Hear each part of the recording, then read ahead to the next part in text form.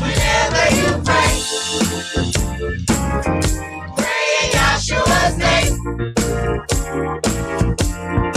He never changes. He always remains the same. The same. There is no other name in heaven whereby men might be saved except the name of Yahshua. Mashiach.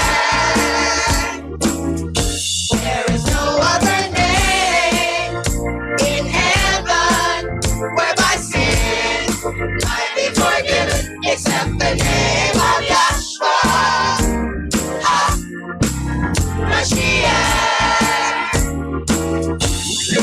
Every knee shall bow and every tongue confess the name of Yahshua. Mashiach.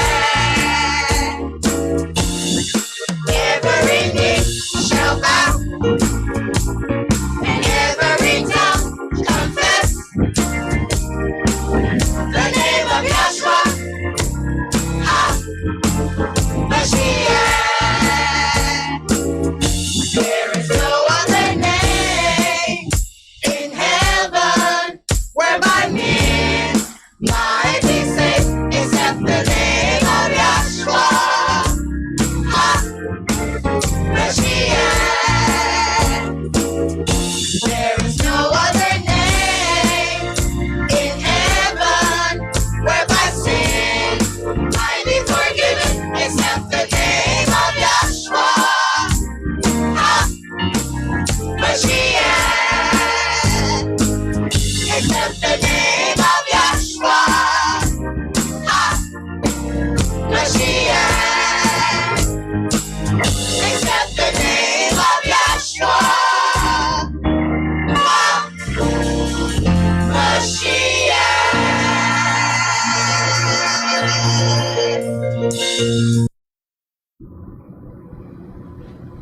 Shabbat Shalom, and welcome to another holy convocation that Yahweh has enjoined unto us here in Stone Mountain, Georgia. We're doing things a little bit different because we have just so many people just around everywhere that are getting sick. So we're kind of spacing out, letting everybody come to keep holy convocation. And just to give ourselves just a little bit of break so that everybody can get healthy.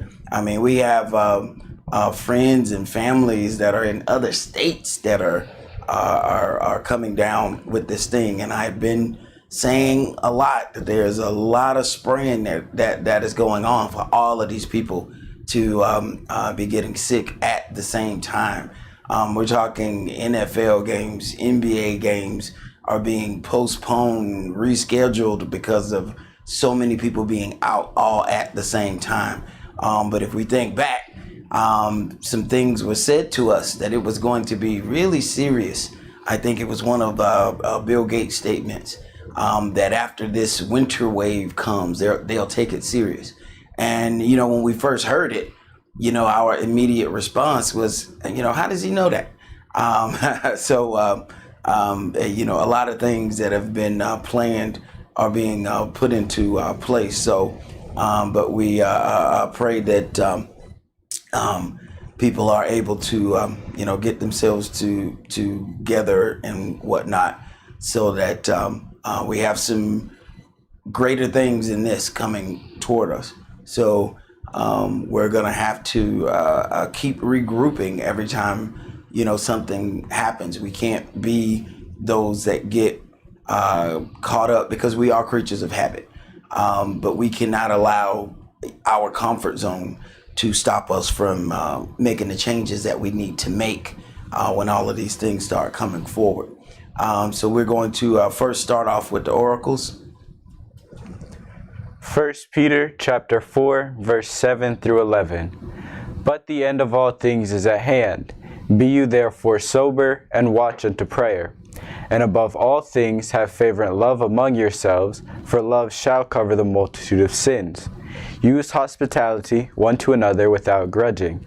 As every man has received a gift, even so minister the same one to another, as good stewards of the manifold grace of Elohim. If any man speak, let him speak as the oracles of Elohim. If any man minister, let him do it as of the ability which Elohim gives, that Elohim in all things may be glorified through Yeshua the Messiah, to whom be praise and dominion forever and ever. Amen. Ephesians chapter 4, verse 29 through chapter 5 and verse 4. Let no corrupt communication proceed out of your mouth, but that which is good to the use of edifying, that it may minister grace unto the hearers. And grieve not the Holy Spirit of Elohim, whereby you are sealed until the day of redemption. Let all bitterness, and wrath, and anger, and clamor, and evil speaking be put away from you with all malice. And be you kind one to another, tender-hearted, forgiving one another, even as Elohim for Yeshua's sake has forgiven you. Be you therefore followers of Elohim as dear children, and walk in love, as the Messiah also have loved us, and has given himself for us an offering and sacrifice to Elohim for a sweet-smelling savor. But fornication and all uncleanness or covetousness, let it not be once named among you as becomes saints. Neither filthiness, nor foolish talking, nor jesting, which are not convenient, but rather given of thanks. Ecclesiastes chapter 5 and verse 1 through 2. Keep your foot when you go to the house of Elohim, and be more ready to hear than to give the sacrifice of fools. For they consider not that they do evil. Be not rash with your mouth, and let not your heart be hasty to utter anything before Elohim. For Elohim is in heaven, and you upon earth. Therefore let your words be few. Exodus chapter 23 and verse 20 through 21. Behold, I send an angel before you, to keep you in the way, and to bring you into the place which I have prepared. Beware of him, and obey his voice. Provoke him not, for he will not pardon your transgressions, for my name is in him. Revelations chapter 3 and verse 20 through 22. Behold, I stand at the door and knock. If any man hear my voice and open the door, I will come into him, and will sup with him, and he with me. To him that overcomes will I grant to sit with me in my throne, even as Elohim, even as I have also overcame and have sat down with my Father in his throne. He that has an ear, let him hear what the Spirit says unto the churches. All right. Today's sermon is entitled Messianic Judaism. When we examine the various beliefs that were held amongst the children of Israel during the time of the Messiah, we find several different belief systems located in the near vicinity to one another. A few of the most popular groups were the Pharisees and the Sadducees. The Pharisees were known as the most strict sect when it comes to the observance of biblical law. The Pharisees believed in the resurrection of the dead, while another group called the Sadducees did not. The Sadducees also did not believe in angels or spirits, while the Pharisees believed in both. Yeshua dwelt in Nazareth and was thus called a Nazarene. So his group was called the sect of the Nazarenes. All of these groups are Hebrew Israelites. The question is, which group best describes the way in which you worship? Let's begin today's sermon in Revelation chapter 14. Revelation chapter 14, and we're going to read verses 1 through 5. I also want to remind you guys that we have a new moon on Sunday night, and we will broadcast at 8 p.m. Sunday night. Will be a new moon, a new month. Revelation chapter 14, and let's start that at verse 1. And I looked, and lo, a lamb stood on the Mount Sion, and with him 104,000, having his father's name written in their foreheads. It is, and with him 144,000. So this is the 144,000 that you hear people talking about all the time. All right. So, and with him and 144,000 having his father's name written in their foreheads. Now, we of course look at those things in a physical manner, but it very well could be that these that this is referring to the thought process of having Yahweh's law in the forefront of their mind, whether that's going to be able to be seen physically with something being on their head, or is it seen physically by how they carry themselves? So you can tell what's in the forefront of somebody's mind by how they operate.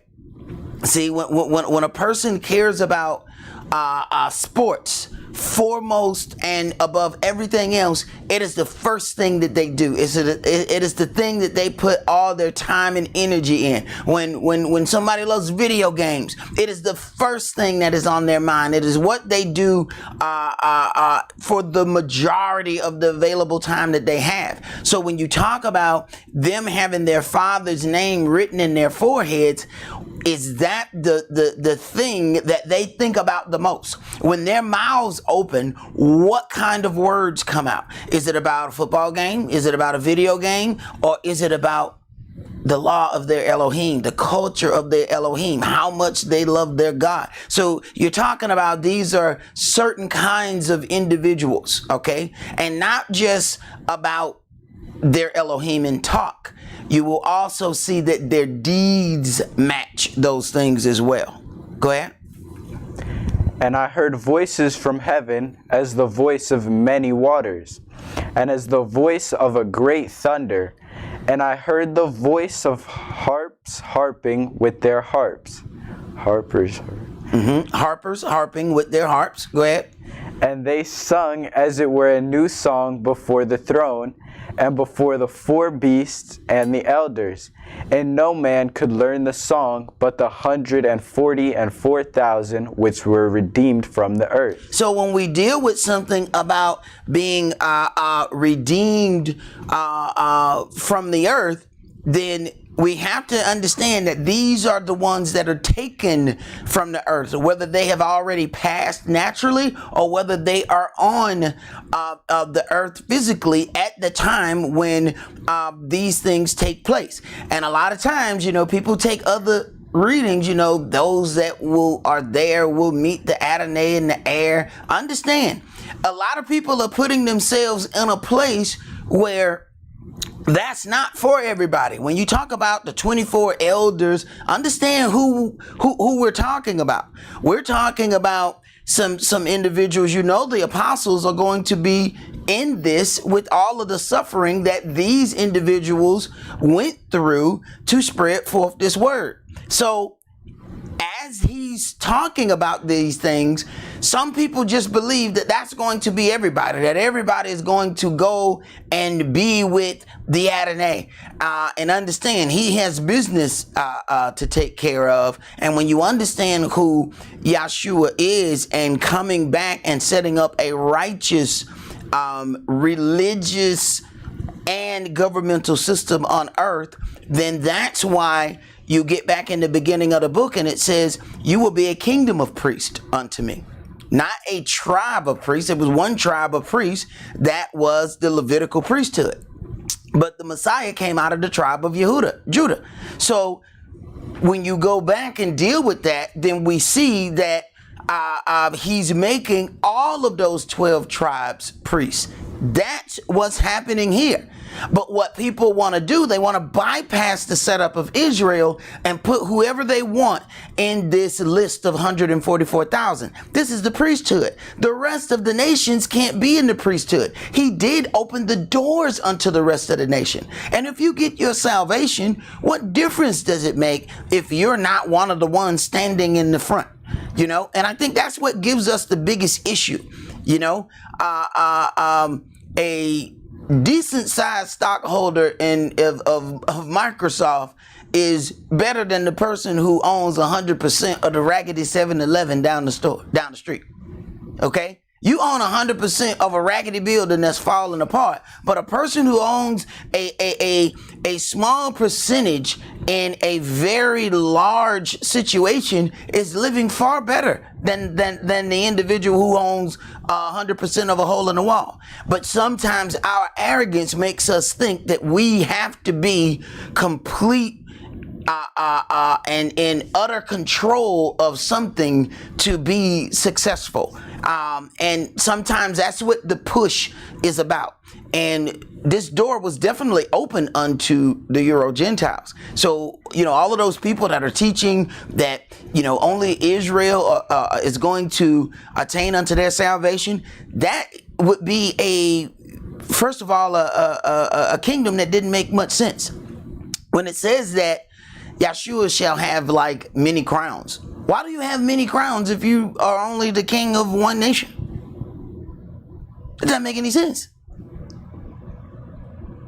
And why would he create the earth and he's only going to deal with one group of people? No, the one group of people that he dealt with was to be his representatives on earth, not to be the only people that he was going to save. So this is what starts to differentiate between which groups are the different groups of Hebrew Israelites. Because just by saying Hebrew Israelite, you have to understand that could mean anything. Just like somebody says they're a Christian. Well, what kind of Christian are you? Are you a Baptist? You're a Methodist? You're Episcopal? What are you?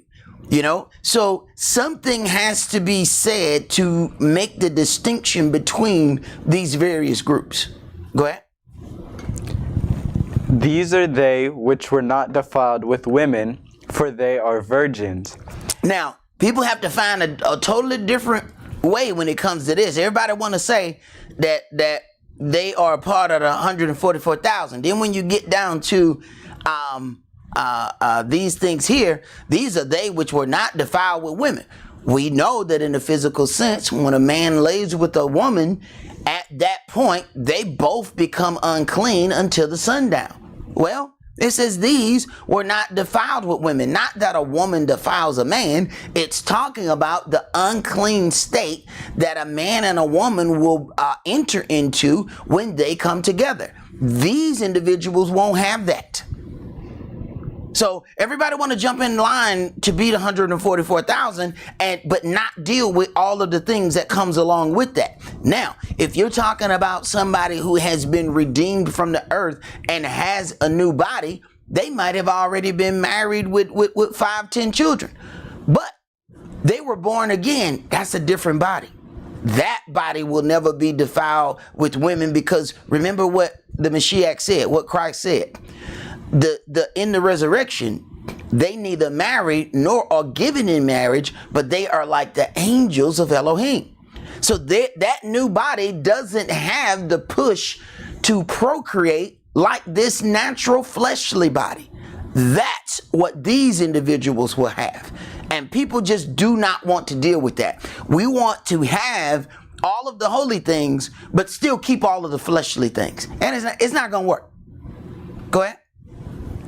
These are they which follow the Lamb whithersoever he goes. Right. So when you think back to the rapture doctrine that people has, it says, and we will meet the Adonai in the air, and we will forever be with him. Listen, these are they which follow the Lamb whithersoever he goes. Understand who it's dealing with.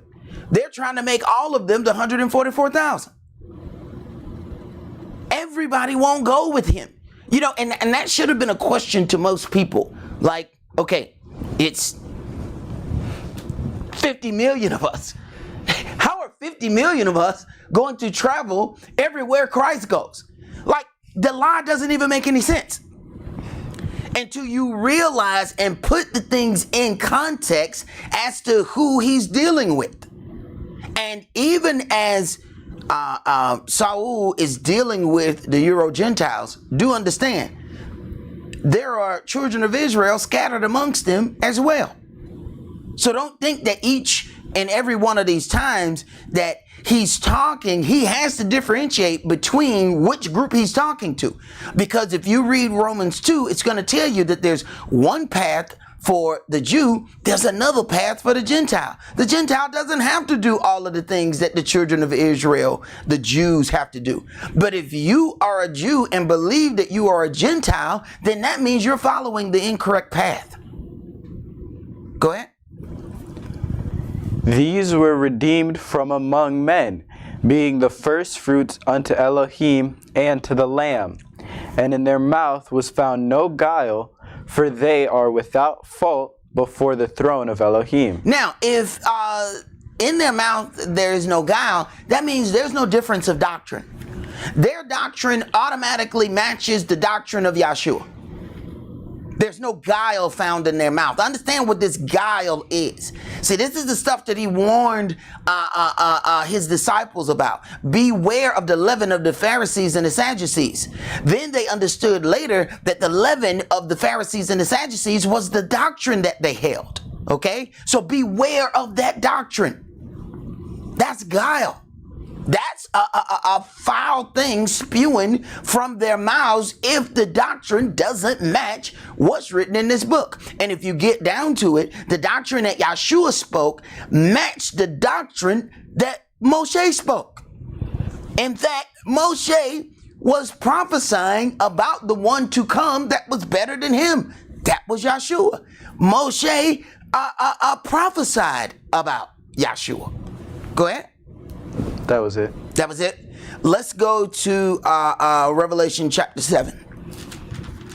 And when you deal with just even verse 1 that was in Revelation 14, having their father's name written on their foreheads, you have to understand what's written when it says, he that loves father and mother, or son or daughter for that matter, more than me is not worthy of me. See, what happens is we allow other things to come into play, and they turn our path against Yahweh. Well, I can't make this move because this may upset my wife. Well, I can't make this move because this may upset my son. Well, I can't make that move because that will upset my daughter. When Yahweh says, I have given you this boy, Esaac, go and sacrifice him.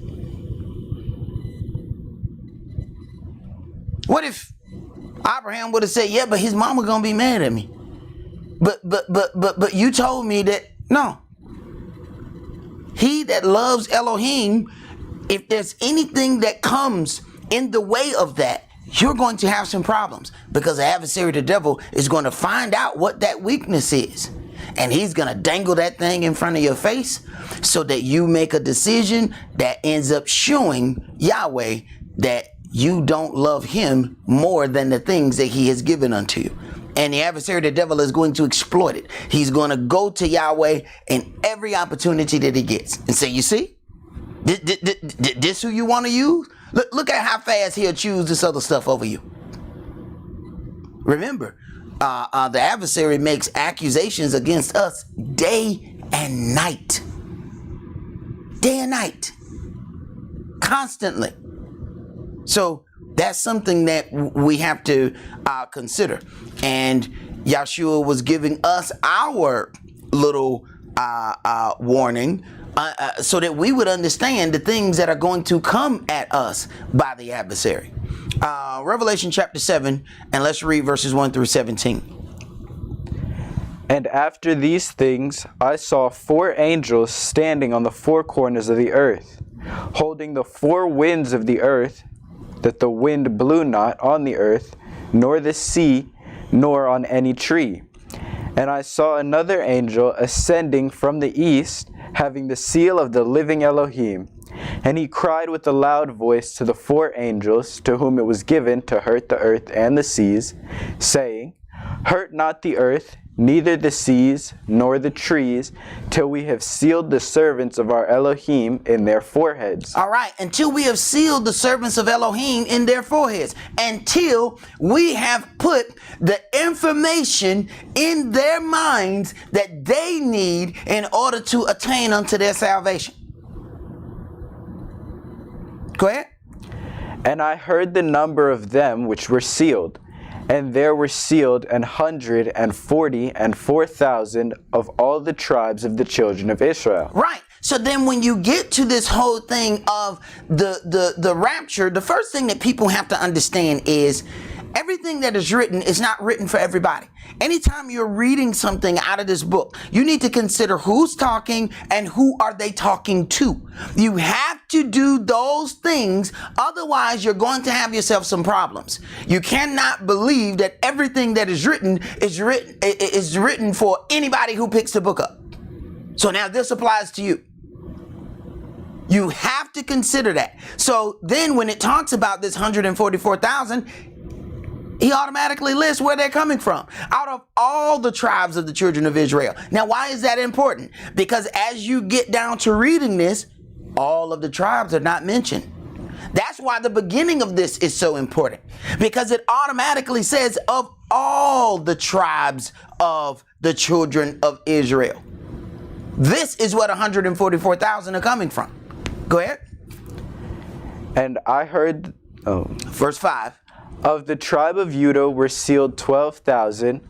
Of the tribe of Reuben were sealed 12,000. Of the tribe of Gad were sealed 12,000. Now, the first thing you got to notice is one tribe is not having more representatives than the others. You see, that's one of the things that they have with their twisted little government system that they have of voting.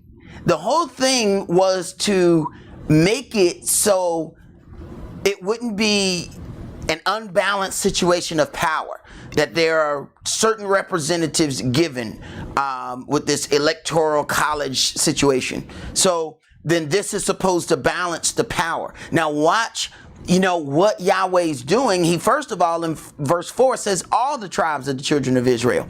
Then as we start going into verse 5, we then see that there's 12,000 from each tribe. Okay, 12 times 12 is what? So we know 12 times 12, we're going to get this exact number. So then it has to be an exact same equal number from each tribe. Go ahead. Of the tribe of Asher were sealed 12,000. Of the tribe of Naphtali were sealed 12,000. Of the tribe of Dan were sealed 12,000. Of the tribe of Simeon were sealed 12,000. Of the tribe of Levi were sealed 12,000. Of the tribe of Issachar were sealed 12,000. Of the tribe of Zebulun were sealed 12,000. Of the tribe of Joseph were sealed 12,000. Of the tribe of Benjamin were sealed 12,000. Now, people will ask that question at verse 6. Why didn't you say Manasseh? Now, verse 6 says, if you read it exactly as it was translated, of the tribe of Asher was sealed 12,000. Of the tribe of Naphtali were sealed 12,000. Of the tribe of Manasseh were sealed 12,000. Here's the problem. As you get down to verse 8, you understand that then it mentions Joseph. If that's the case, Manasseh is a son of Joseph. Then that means the tribe of Joseph has double the amount of representatives then. Who they did not mention was Dan. And a lot of people they come up with all these things, and basically a error was made in mentioning one tribe twice and another tribe not mentioned. Because Manasseh is a half tribe. Ephraim and Manasseh are half tribes making up the tribe of Joseph. You can't have Joseph and Manasseh. Joseph includes Manasseh. So once you say Joseph, that includes the half tribe of Manasseh and the half tribe of Ephraim. So that's why it's important up at verse 4 when it says all the tribes of the children of Israel. I'll start back at the top of verse 8. Of the tribe of Zebulun were sealed 12,000. Of the tribe of Joseph were sealed 12,000. Right. So the tribe of Joseph only gets 12,000. So Manasseh is included in the tribe of Joseph. If Joseph gets 12,000, where's this 12,000 coming from? His son is Manasseh. He don't have 12,000 and then his son have 12,000. His son is a part of him. Go ahead. After this I beheld, and lo, a great multitude which no man could number, of all nations and kindreds and people and tongues. And tongues are languages. So understand right here, for all of those people who say, you know, Hebrew Israelites don't believe that anybody else can be saved. No, those are certain groups of so-called Hebrew Israelites that don't believe that other nations are going to be saved, because this is plain as day. Okay? So I don't know where that thing comes from. And it is also one of those things where people like to group everything together. But if I was to go to a Christian and say, you know, how many kids you molest this week? You know, they would get offended. Why are you saying that? Well, I mean, you know, Eddie Long was a Christian and he molested children. So, I mean, you're a Christian, so you must molest children too. Now, they would say, oh my God, that is unfair. Why would you say that? Well, that's exactly what you do to us. You assume because some corner-side Hebrew is speaking, saying that no other people can gain unto their salvation, then instead of connecting that to that group, you didn't connect that to every group. And that's a problem. Go ahead. Stood before the throne and before the Lamb, clothed with white robes and palms in their hands, and cried with a loud voice, saying, Salvation to our Elohim, which sitteth upon the throne, and unto the Lamb. And all the angels stood round about the throne, and about the elders, and the four beasts, and fell before the throne on their faces, and worshipped Elohim, saying, Amen. Blessings and glory and wisdom and thanksgiving and honor and power and might be unto our Elohim forever and ever. And one of the elders answered, saying unto me, What are these which are arrayed in the white robes, and whence came they? And I said unto him, Sir, you knowest. And he said unto me, These are they which came out of great tribulation, and have washed their robes, and made them white in the blood of the Lamb. These are those that have come through great tribulation. Now, if you get down there's a little subheading right before 9 that says visions of the Gentiles who are to be saved during the great tribulation. The problem is people want to bypass the great tribulation. So you have two different situations going on. You have these corner-side Hebrews who don't want anybody to gain salvation other than themselves. Then you have the Gentiles who want salvation, but they don't want to go through any part of tribulation, which is absolutely amazing, because when you think about the state of the earth, it is because of the things that have happened during the Gentile reign. I mean, we're talking about right now, you can't even find the sun because of all the creepy clouds and all of the stuff that they're spraying. Okay. You have the earth revolting with tornadoes. It is January 1st and it is 70 degrees outside. And that's with them hiding the sun. Okay. So the earth is revolting because of the treatment that it has received. Remember what was given to us in a righteous law. The land is also supposed to keep a Sabbath. That is something that we have to take into consideration. Okay, so it's funny that most of the problems that we have using the fossil fuels and overusing the earth and all of these things have happened under the Gentile watch. Yet when it comes down to salvation, they don't want to go through any tribulation, but you have caused tribulation. How can you cause this much tribulation? You have become, rich beyond means. Understand, when they even talked about the IRS was mentioning the median income of Gentiles. The median income of Gentiles per household was $188,000 per year. The median income for so-called African Americans, Hebrews, black people, was $24,000 per household. So when you get down to getting your salvation and having to go through some tribulation, it is amazing to me that the ones who have the most and the ones who have caused the most tribulation want to get salvation while bypassing tribulation. That is utterly amazing. Go ahead. Therefore are they before the throne of Elohim, and serve him day and night in his temple, and he sitteth on the throne, and he that sitteth on the throne shall dwell among them. They shall hunger no more, neither thirst any more, neither shall the sun light on them, nor any heat. For the Lamb which is in the midst of the throne shall feed them, and shall lead them unto living fountains of water, and Elohim shall wipe away all tears from their eyes. All right. So then when we get this, we have to get out of this that the 144,000 come from all the tribes of Israel. Yet people are teaching that Israel has been cut off, and then now that has allowed all the other individuals to come in. And that is not correct according to what's written in Scripture. Now you have a lot of people that want to say, Dan wasn't mentioned in Revelation 7 because Dan did evil and Yahweh had to cut them off. All of the tribes of Israel did evil. I watched a video that one of the brothers sent. And it was some of the poorest representation of what was supposed to be a Hebrew Israelite that I had ever seen in my life. And I mean, it was, lies in the front. It was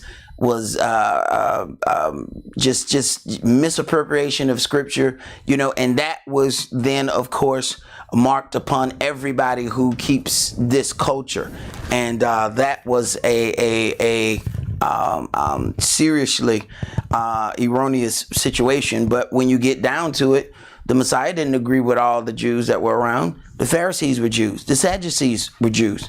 He didn't agree with them. So imagine, and you have those people that when it comes time for them to talk about something, they just say, oh, the Jews. Well, then which Jews are you talking about? Because the Messiah didn't agree with the Pharisees. They were Jews. He didn't agree with the Sadducees. They were Jews. You have all kind of other groups that were also Jews. Which Jews are you talking about? That's like going somewhere and saying, I'm talking to earthlings. Well, as far as I know, we all on earth. So you're going to have to be a little bit more specific of which earthlings you're talking to. Let's go to Ezekiel chapter 48. Ezekiel chapter 48. And we're going to read verses 1 through 8.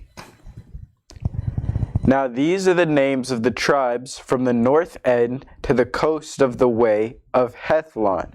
As one goeth to Hamath, Hazar-Enan, the border of Damascus northward, to the coast of Hamath, for these are his sides east and west, a portion for Dan. The very one that the people claim are cut off. Remember, the word says the first shall be last and the last shall be first.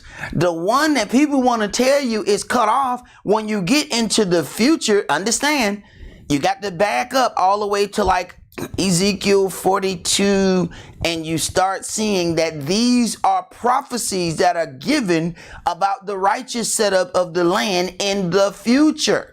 Okay, there's a lot of things that's happening here. So understand what's going on here. The very first one to get their land, is the one who had the hardest situation of getting their land. Dan, the one that everybody want to cut off. Go ahead.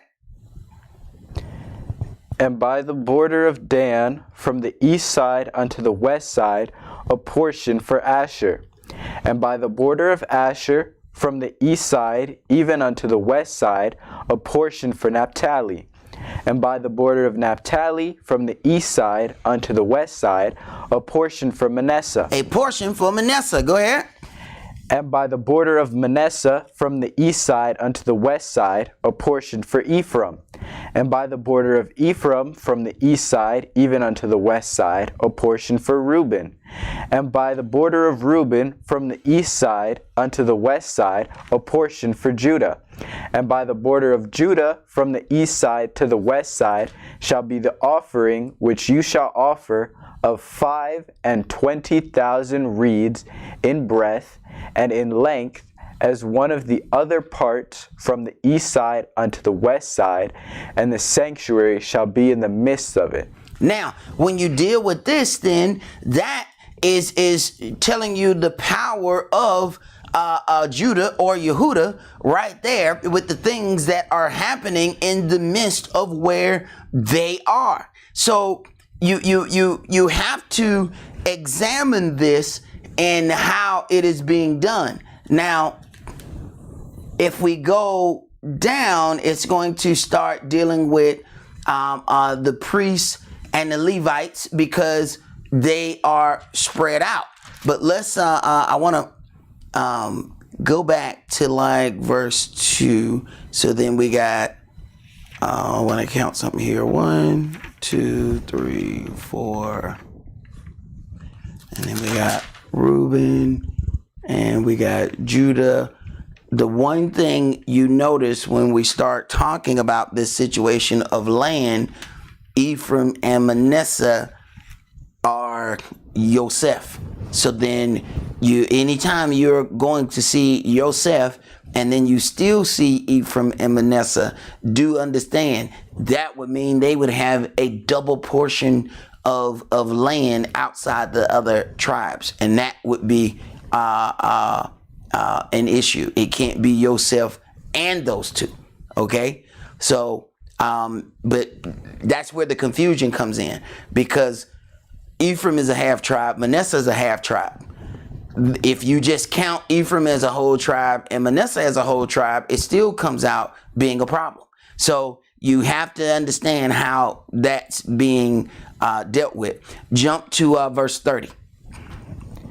And these are the goings out of the city on the north side, 4,500 measures. And the gate of the city shall be after the names of the tribes of Israel.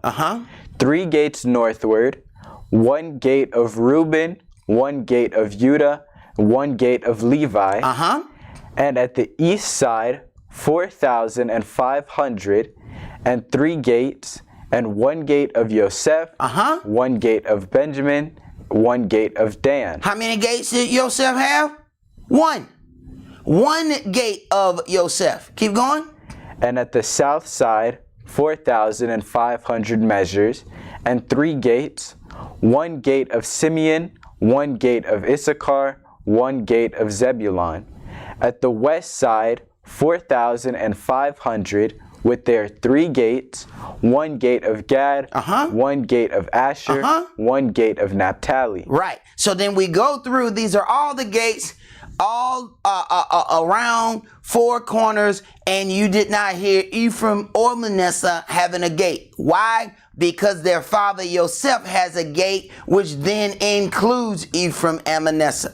See, this is how you do things. You know, we'll say stuff like line upon line, precept upon precept, but that's what this means.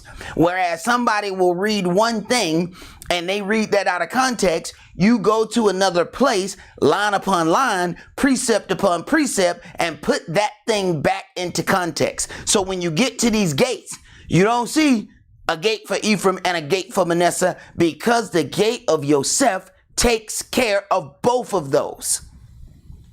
Let's go to Romans chapter 9. But once again, you know, it's one of those things that you hear a lot of people saying, especially the dogma that was given unto us and that was fed unto us about going to heaven. And Yahweh has given us this paradise called earth. Man has tore it up with all his inventions and all of the things that man has done. What man wants to do, instead of cleaning up the paradise that was given unto him, man wants to just go to the angels' paradise. Man wants to go to another place, which makes up, which is the real definition of a spoiled child, that you give them something, they tear it up. And instead of fixing that or cleaning that up, they just want a new one. And that's how man is acting, and that's the dogma of going to heaven that has been given unto us. Instead of us cleaning the paradise, understand how much of a paradise, this earth is that was given unto us. We're talking about in the beginning, it said what? Man was able to put his hand in the ground and pull out whatever he wanted. It was because of sin. All right, now you got to plant that stuff. Now you got to till the ground. Now you're going to have to sweat. That was not the original plan. Sin caused those things. So what we want to do is just die and then immediately go to heaven so we can be in paradise. No, he gave you a paradise. You don't know how beautiful what you have already is. And that's the problem. Because we've been sold this dream, that's the thing that we're going for. Instead of reading things like the meek shall inherit the earth. Well, depending on where you live in the earth, you don't think that's much of a prize. If you live or come from, the depths of a project, you don't want to inherit that.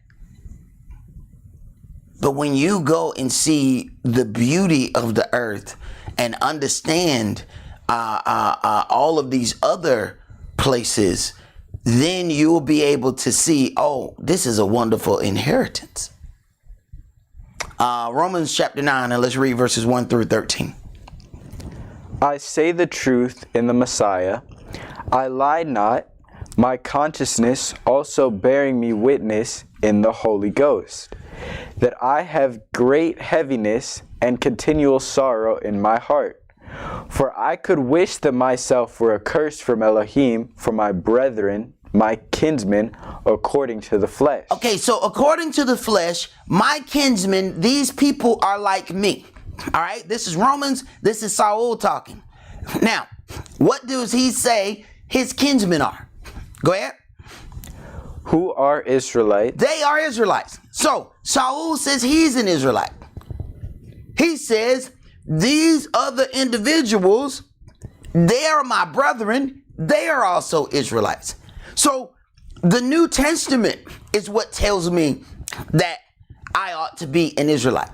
So it's very interesting that people will automatically assume if you're a Hebrew Israelite, then you must be one of those people who deals with only the Old Testament. It was the New Testament that made me want to be an Israelite. Why? Because that's what I read. Go ahead. To whom pertaineth the adoption. Now, not only is Saul telling you that he's an Israelite, he's now giving you the authority of the Israelites. Okay? So the adoption, go ahead. And the glory. And the covenants. And the giving of the law. And the service of Elohim. Service of Elohim. You have all of these people teaching. When a righteous governmental system is set up here on the earth, when Christ comes and sets up his righteous governmental system, when he does that, when it says the service of Elohim, there will be Israelites in charge of everything that is taught. Why? That is the order. That was the order in the beginning. The priesthood was given unto Israel. It was only given to one tribe, but then it was opened up to all of the other tribes of Israel. Why? Because the other parts of the earth have to be taught, and they cannot be taught under their own rulership. Otherwise, we're going to have those cat dog like creatures, them Hebrew Christian, which is a strange animal, where they just merge the parts that they like about Hebrew culture, merge with the parts that they like about Christian culture, and put those things together and basically make their own culture. Okay? That's going to be a problem. Go ahead. And the promises. And the promises. All of this belongs to the Israelites. And this is not an Old Testament book that I am reading. Okay? This is why if you talk among circles, you're going to find that in Christianity, there's a little bit of love-hate relationship against the Apostle Paul. And this is the reason why. There are certain things that people like about what Paul had to say. There's other things where they absolutely hate what the Apostle Paul had to say. Because he lets you know who he is, he lets you know who has the authority. So what happens is, this is why people like to cherry pick writings. So they'll only read one verse out of this, and then they'll go to another chapter and read one verse. Because if you read enough to get the context of what's being said, you're going to understand that the authority was given unto Israel. And that's exactly what he just said. He said, they are Israelites, I'm an Israelite, this is the authority that was given unto Israel. Keep going. Whose are the fathers, and of whom, as concerning the flesh, Elohim came. No, Christ came, which is the Mashiach. So let me read that again.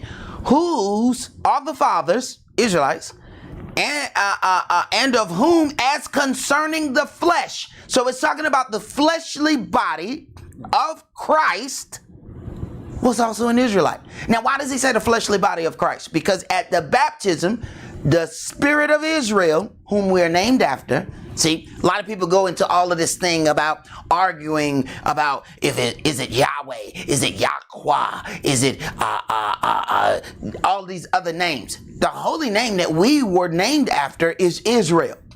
Remember, it says, let us make man, not let me make man. So we keep trying to deal with this in a singular fashion, and it's not to be dealt with singularly. You have Yahweh, and then you have the son Israel, whom we were named after. So the Spirit of Israel came out of heaven when the body of Yahshua was baptized.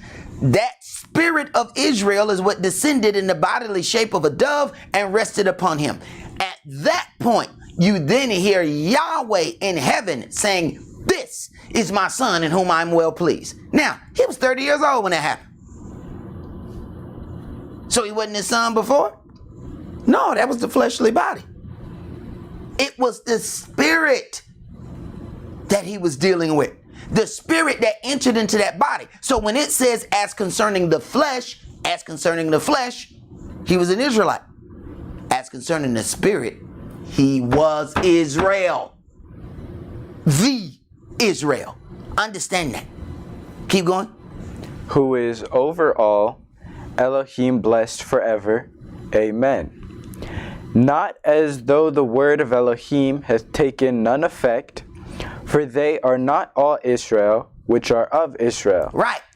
See, you got Israelites, and then you got some Israel no-lites. Understand that. But one thing people want to do is try to group all of us together. Like we have to, and they do that a lot to us as a people. Like if a black person robs a store, all of a sudden we're held accountable for every black person in the United States. But when a white Christian does something, the rest of white Christian America doesn't have to take accountability for what another white Christian did. But yet one person does something and they lump that into the entire group.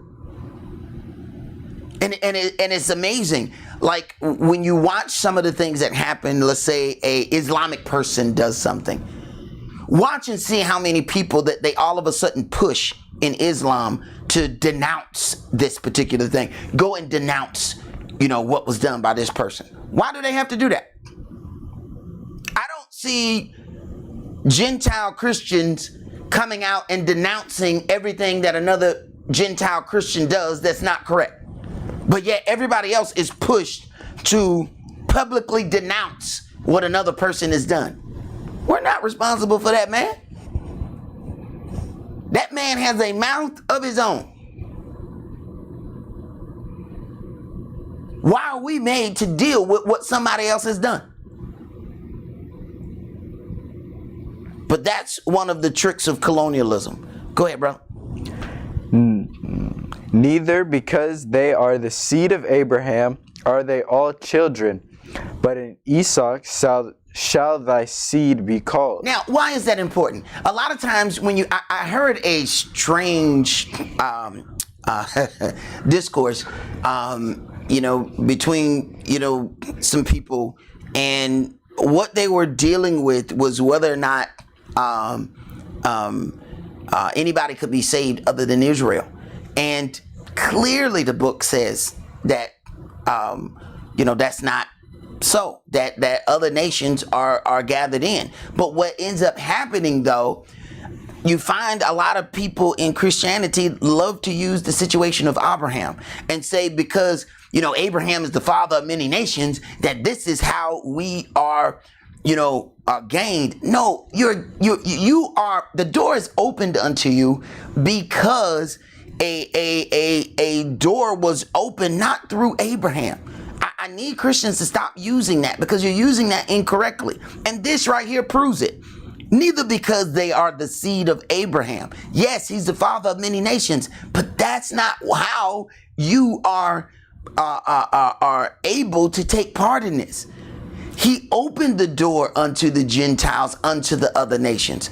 But you need to stop using the Abraham reference, because that's not your door. Go ahead. This is, they which are children of the flesh, these are not the children of Elohim. The children of the flesh are not the children of Elohim. Listen, verse 7, neither because they are the seed of Abraham are they all children, but in Esaac. So what happens? There's another breakdown. So Abraham has a list of children, but the seed follows one. That's Esau. Then after Esau, then comes Jacob. Abraham still have all these other kids. He's not dealing with all of them. So please stop using Abraham as the opening of the door. Do you have a door open unto you? Yes, but that's not it. And if you go against and talk that point up to the wrong individual, they're going to bust you up with that. So please stop using that. Go ahead, brother. But the children of the promise are counted for the seed. For this is the word of promise, at this time will I come, and Sarah shall have a son. And not only this, but when Rebekah also had conceived by one, even by our father Esau, for the children being not yet born, neither having done any good or evil, that the purpose of Elohim, according to election, might stand not of works, but of him that calleth. It was said unto her, the elder shall serve the younger. Now, we got to pause right there, because a lot of times people, you have the Sunday morning doctrine that says it's not of works. When they're talking about works, they're talking about the works of the law through animal sacrifice. What people believe when it says not works is they don't understand that their deeds are counted. You have people that have a problem with the law, saying that nobody can keep the law. Wait a minute. It's the law that says thou shalt not commit adultery. It's the law that says you shall not steal. What do you mean you can't keep that? If somebody break in and steal your stuff, are you angry? Why are you angry? If you say that nobody can keep the law. If you catch some man crawling out of your window, coming out of your wife's bedroom, why are you angry? You said no one can keep the law. So you can't jump in and out of the law as it suits your particular need. That is wicked. You can keep the law. You have to understand the difference between dietary law, sacrificial law, and moral law. Doesn't this land have 3 branches of government? Why is that so difficult? And most of the people that are saying that you can't do it, these are educated individuals. You know about the 3 branches of government here. Why is there a problem when we talk about the 3 branches of the law that's set up in this holy covenant? Why is that a problem? Go ahead. As it is written, Jacob have I loved, but Esau have I hated. And people really have a problem with that, because they're like, God is love. He is love. He just loves everybody. He just loves us to little Reese's Pieces. Yes, he does. He is love. That's all he knows is love. He don't know nothing but love. He just love. He just love. He just love you to death. Wait a minute. He said, Esau have I hated. He hated Esau before he was born. Why? Because of what was in his heart. See, Yahweh is able to see what's in a man's heart. What we see is the outward flesh. So when somebody smiles at us, we think that's a nice person. We don't pay attention to the manner of their deeds. See, people will say some foul stuff, and we learn this by operating in corporate America, and you'll find that the higher people are up in corporate America, the more they play these kind of games where they say something foul to you or say something aggressive to you, but then smile and laugh it off like it's a joke. That's the thing that corporate America does with the little psychology game that they play. Okay, so if we don't really get that under control, we're going to end up accepting wicked individuals just because they smiled at us. No, listen to the context of what is coming out of their mouth. I don't care if they smile. I don't care if they hugged you. I don't care if they said shalom and they squeezed you until your eyeballs popped out. If they are aggressive and do not care about your stance or what it is makes you uncomfortable, it's all about pushing you to deal with whatever they like. What about what this person does not like? That's why it says, if meat offends your brother, don't eat meat. I'm not gonna stop eating meat forever. If my brother is fasting, I'm not gonna eat in front of him. He's fasting. Why would I go and eat? This person is fasting and I'm gonna get some hot bread. You see that? Do you see that? I bet this would be delicious to you. How foul would that be? So at least while I'm in my brother's presence, I'm going to try to be compassionate about what he's going through. That don't mean I ain't gonna eat when I go to the house though. Okay? So that means I'm not just going to push my stance. If somebody says, you know what, I would not like to engage or have a conversation with, this individual. You can't make that person be where you are. You have to be considerate. This is that thing about selfishness. Hey, if that's what you want to do, if that makes you feel uncomfortable, then I won't push you. This is what the whole thing about loving your neighbor as yourself is all about. So I try not to, when people ask me, would you like to eat such and such? I first say, no, thank you. If they push, I then say, well, I don't eat that kind of food. And then I can automatically tell I just hurt their feelings. What you mean that kind of food? Well, I don't eat pork. Oh, so you're Muslim? No. The Bible tells me that swine is a filthy animal. It was not made for human consumption. It was made to clean off fields because it can eat anything, and the poison flows through its entire body, yet the poison will not kill this filthy beast. Now they are offended because they just put barbecue sauce on that filthy beast. So, but I tried not to offend them just by saying no. But because they wanted to keep pushing, now you just found out that you sucking on a filthy beast. I'm not going to change my walk for you. I am going to try to not offend you. I'm just going to try and say no. But if you keep pushing, then I'm going to give you the reason for my no. Go ahead. That was it. That was it. Let's go to 2 Corinthians chapter 11.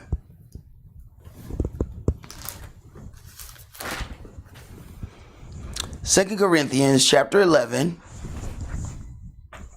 and we're going to read verses 13 through 23. For such are false apostles, deceitful workers, transforming themselves into the apostles of the Mashiach. Now understand, for such are false apostles, deceitful workers, transforming themselves into apostles of the Mashiach, believing that they can teach anything. Not understanding when you teach as it is written, if an angel from heaven teaches you any other doctrine, let him or her be accursed. Do we understand that? Or do we just want to apply that to the people that we don't like? If they speak another doctrine, let them be accursed. That's written. It's not coming from me. Go ahead. And no marvel, for Satan himself is transformed into an angel of light. Satan is transformed into an angel of light. So when we get these so-called nice doctrines that sound really good to people, people then say, well, you know, this sounds nice. This sounds good. So it must be good because it sounds good. Well, the adversary of the devil has transformed himself into an angel of light. Now you believe that the things that they say must be true. Go ahead. Therefore, it is no great thing if his ministers also be transformed as the ministers of righteousness, whose end shall be according to their works. Their end shall be according to their works. What are their works? Their deeds. See, you can't. They have this whole thing that you know, if you receive atonement, once you receive atonement, that's what makes you righteous. What makes you receive atonement is repentance. You can't keep breaking into somebody's house and keep saying that you are righteous. That is directly connected to the law. And it's amazing to me. Let somebody steal something that belongs to them, or let somebody harm their child. They don't seem to call those people righteous, though. Why not? Why are they not righteous just because it happened to your child? There's no law, according to you. How does that change when something happens to you? See, that's the part about righteous judgment. Righteous judgment doesn't change because it's your family. Righteous judgment doesn't change because it's your husband, because it's your wife, because it's your son, because it's your daughter. Righteous judgment stays the same no matter who it is. And that's something we're going to have to figure out. Go ahead. I say again, let no man think me a fool. If otherwise, yet as a fool receive me, that I may boast myself a little. That which I speak it not after the Adonai, but as it were foolishly in this confidence of my boasting. Right, because their other people's talk has gotten under his skin. And he said, hold on, y'all want to do some boasting? Let me show y'all. You know what? Pardon me, Adonai, but hey, and if you know anything about Israel, we can push you to say some stuff out of your mouth that you wish you can take back. Take Moshe, for example. Meekest man ever been on the earth. Every time Yahweh changed his life, he changed with it. What Israel calls him to do, he said all kind of stuff. Now, he knew he wasn't supposed to say it, but they ticked him off. No matter what he did for him. Go ahead. Seeing that many glory after the flesh, I will glory also. For you suffer fools gladly, seeing you yourselves are wise. For you suffer if a man bring you into bondage, if a man devour you, if a man take of you, if a man exalt himself, if a man smite you of the face. I speak as concerning reproach, as though we had been weak, howbeit wherein so any is bold. I speak foolishly, I am bold also. Are they Hebrews? So am I. Are they Israelites? So am I. Right, and people will have a problem with that. You know, they even speak the term, you know, the so-called Hebrew Israelites. The question is, if you read the New Testament, why are you not that? Saul says point blank, and he's making a distinction now that all Hebrew Israelites are not the same. Now, if you can't accept that, then you are rejecting the Bible. Then you need to just throw the Bible away and go serve the adversary, the devil. Because this is what's written. He says, are they Hebrews? So am I. Are they Israelites? So am I. Are they the seed of Abraham? So am I. So then there has to be a difference then. Because why is he saying, yes, these people are Hebrews, these people are Israelites. But there's a fundamental difference between us. So Saul is saying, don't lump me in with them. I ain't like them. And that's the very thing that I'm saying to this day. Go ahead. Are they ministers of the Messiah? I speak as a fool. I am more, in labors more abundant, in stripes above measure, in prisons more frequent, in deaths often. All right, that's as far as I want to go there. Let's go to John chapter 4. John chapter 4. And we're going to read verses 19 through 29. The woman saith unto him, Sir, I perceive that you are a prophet. The woman says, I believe that you are a prophet.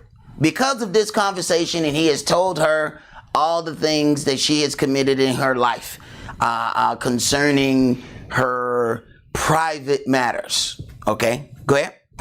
Our fathers worshipped in this mountain, and you say that in Jerusalem is the place where men ought to worship. He says, and Jerusalem is the place where you ought to worship. Now, if you think about the breakdown of the tribes, there's all these tribes that take up each bit of land.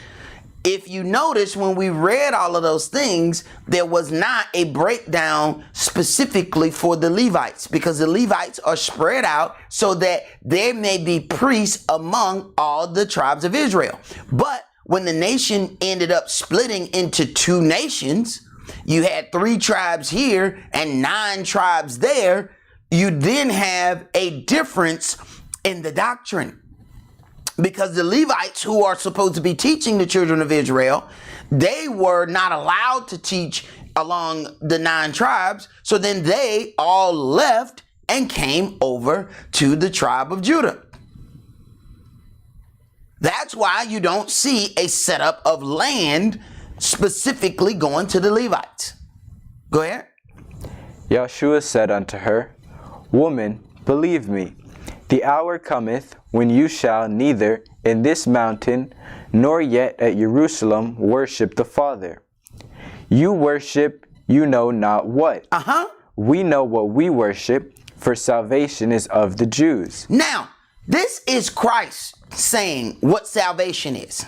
Okay? So then you have to start putting the pieces of this puzzle together. Okay? You worship, you know not what. We know what we worship. For salvation is of the Jews. He had already said, but the woman said, but you said Jerusalem is the place where you ought to worship. Yeah, that other stuff y'all doing, y'all don't know what y'all doing.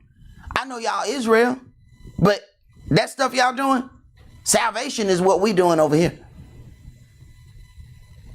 So Christ is also saying there's a fundamental difference between these Hebrew Israelites. Are they Hebrews? Yes. Are they Israelites? Yes. But they're not doing what he's doing. So now you got Saul that completely says, I'm not like them. And you have Yahshua saying the same thing. But the first thing people want to do, especially on Sunday morning, is lump every Hebrew Israelite together. But what I find interesting is while they're lumping Hebrew Israelites together, they're not throwing Saul in that mix, and they're not throwing Yahshua in that mix as well. I find that just a tad bit peculiar. If you're going to lump everybody together, go ahead. Throw all the apostles in there. Throw Saul in there. Throw Yahshua in there. Oh, you want to keep them to yourself, though. Right. That's hypocrisy. Go ahead. But the hour cometh, and now is when the true worshipers shall worship the Father in spirit and in truth. For the Father seeketh such to worship him. He seeketh such to worship him in spirit and in truth. So if you're going to worship him in spirit and in truth, then you're going to do the things that are written concerning spirit and truth.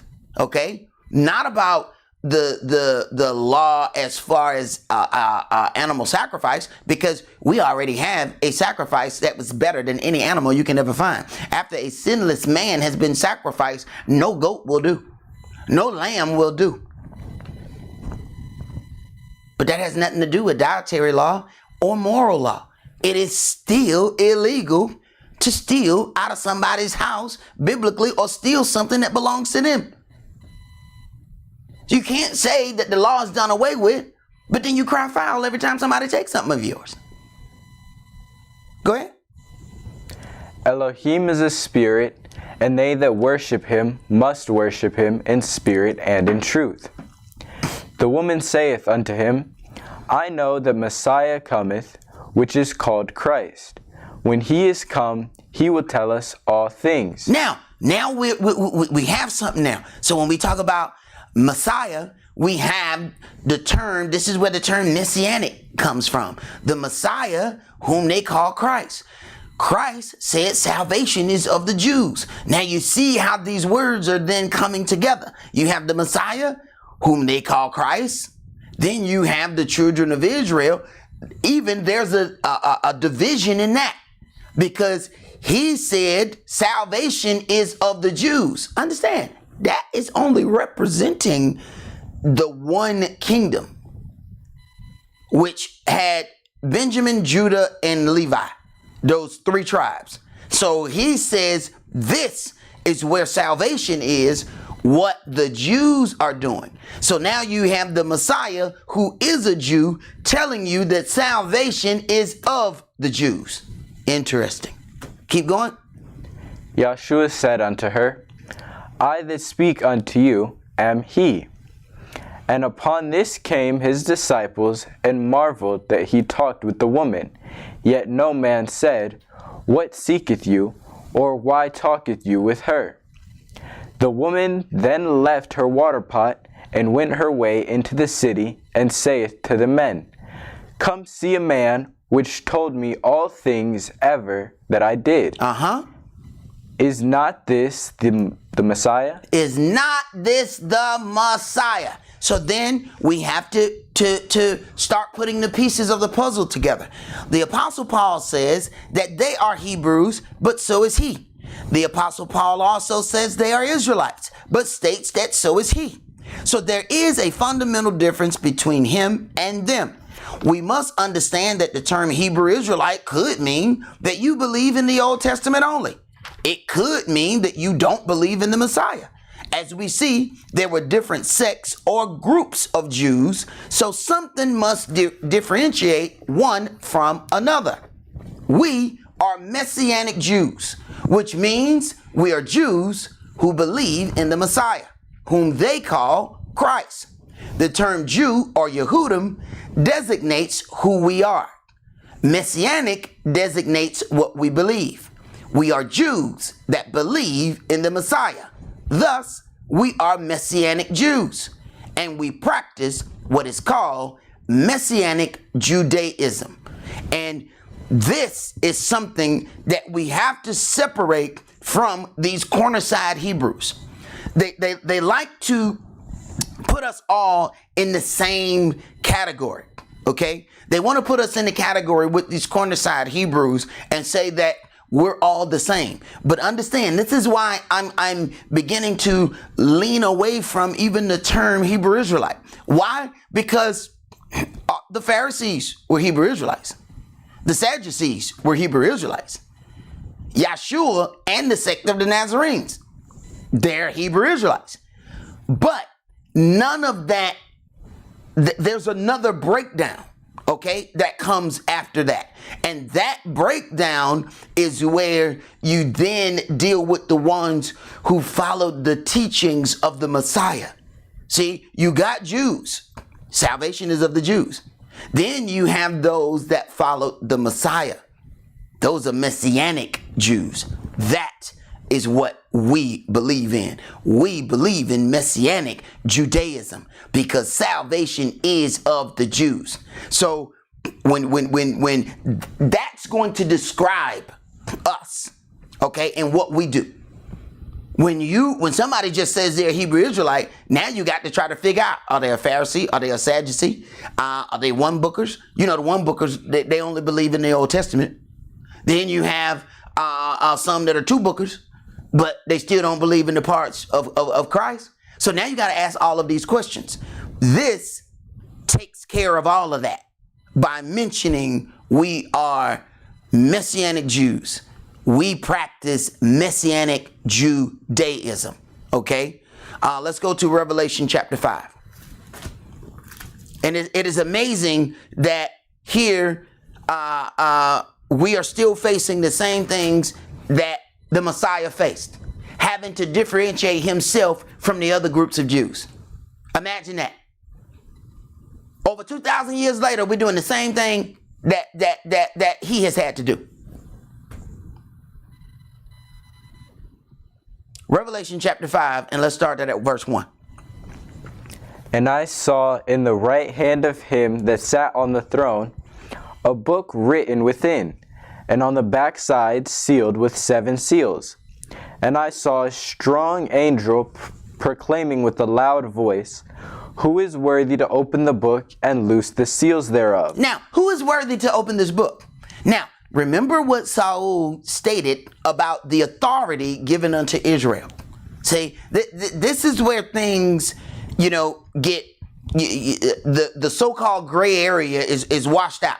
Because when you start talking about authority, you're going to find out where that authority is. Okay? What happens is people want to move that over into some other things and spread that authority out. Okay? But even when you listen to the lies that are being told, they tell you that the Pope is a direct descendant of St. Peter. Why would they pick Peter? Because the book says Peter was given the keys of the church. He said, you are the rock on which I will build my church. So why did they tell that story? Because they are then establishing themselves as the authority, to be a direct descendant of Peter. So then that way they're saying that that's how their church got the authority. But then their church also says that they can't marry.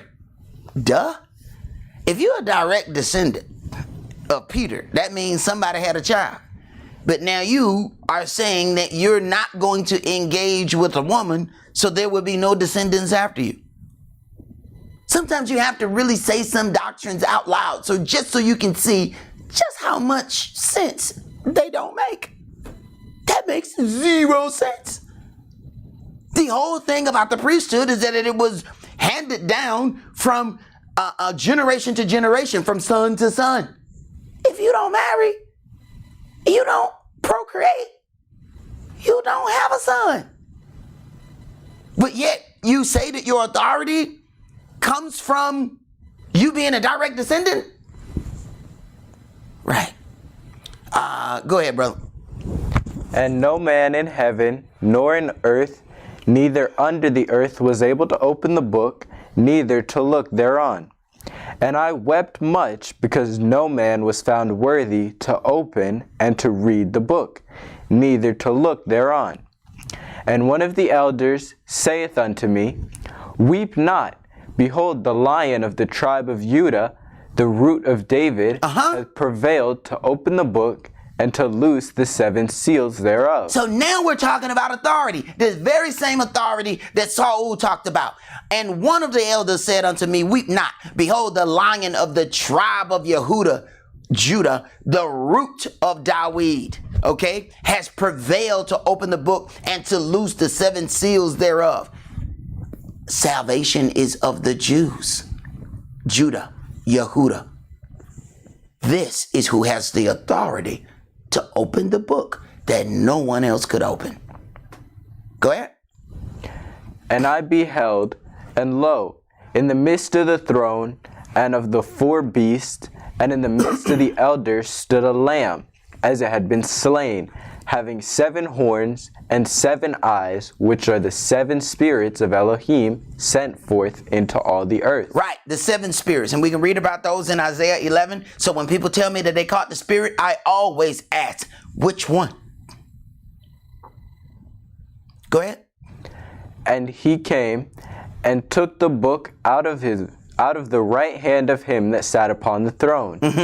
And when he had taken the book, the 4 beasts and the 24 elders fell down before the Lamb, having every one of them harps and golden vials full of odors, which are the prayers of saints. Okay. Let's back up because I want you to see something. Okay. Verse 6, and I beheld, and lo, in the midst of the throne and of the four beasts, and in the midst of the elders, stood a lamb, as it had been slain. We understand that the Messiah came and became the lamb of the children of Israel. He was slain. All right.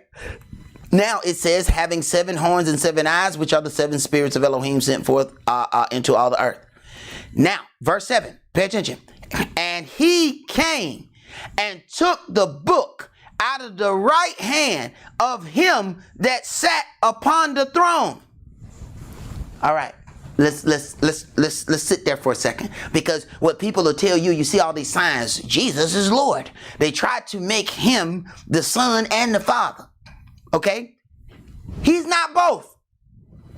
He did not father himself. See, there's certain doctrines that you have to deal with that they don't make any sense.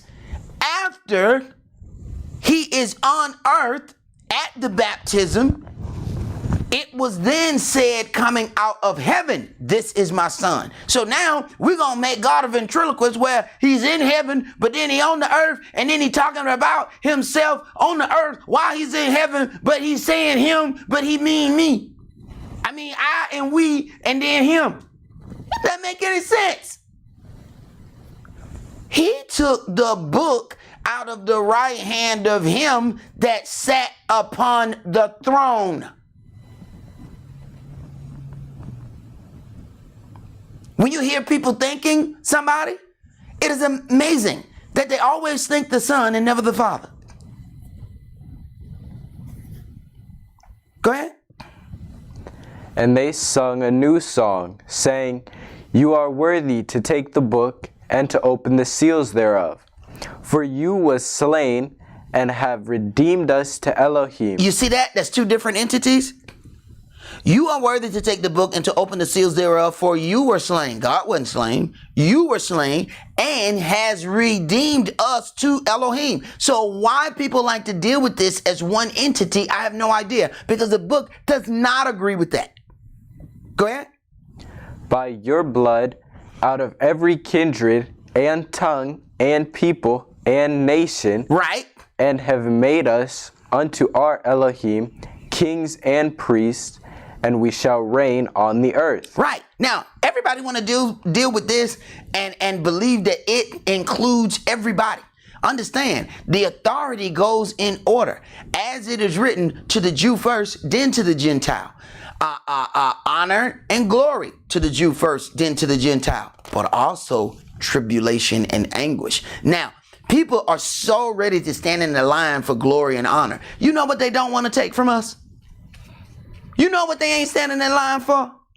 The other part of that statement, tribulation and anguish.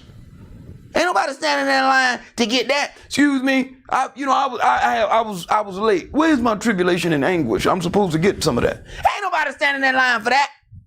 But they sure want glory and honor. But you can't have one without the other. Go ahead. And I beheld, and I heard the voice of many angels round about the throne, and the beasts and the elders, and the number of them was 10,000 times 10,000 and 10,000 and thousands of thousands. That's a very large one. Go ahead. Saying with a loud voice, Worthy is the Lamb that was slain to receive power and riches and wisdom and strength and honor and glory and blessing. Worthy. See, what's interesting is people believe that they are worthy to receive honor. What have you suffered that makes you worthy to receive honor? Understand, worthy is the Lamb that was slain to receive power and riches and wisdom and strength and honor and glory and blessing. What makes him worthy? Because he was slain, because he went through something. The people who go through nothing are the first ones to believe that they are owed something. Go ahead, brother. And every creature which is in heaven and on the earth and under the earth, and such are in the sea, and all that are in them heard I saying, Blessings and honor and glory and power be unto him that sitteth upon the throne, and unto the Lamb forever and ever. And the 4 beasts said, Amen. And the 24 elders fell down and worshipped him that liveth forever and ever. Right. And when you get to this, you have to then go back to some things that was stated in Genesis. Genesis 49 and verse 10 says the scepter. This is as each one of the tribes is given a breakdown about the life that would follow these 12 sons. Genesis 49 and verse 10 says, the scepter shall not depart from Judah, from Yehudah, nor a lawgiver from between his feet until Shiloh come, and unto him shall the gathering of the people be. This is discussing the Messiah. The scepter is the staff of rulership. Okay? So the kings come out of the tribe of Judah. This is why Yahshua is called the Lion of the tribe of Judah. Salvation is of the Jews. So you find order that's here, okay? But it has to be line upon line, precept upon precept. You can't listen to this word being taught by some vagabond Jews and then lump all of those people together. That's like taking the Pharisees and say, yeah, Yahshua, you had to agree with them because they Jews too. They're not the same kind of Jew here. And you need to be able to explain the difference between you and them. Let's go to Acts chapter 22.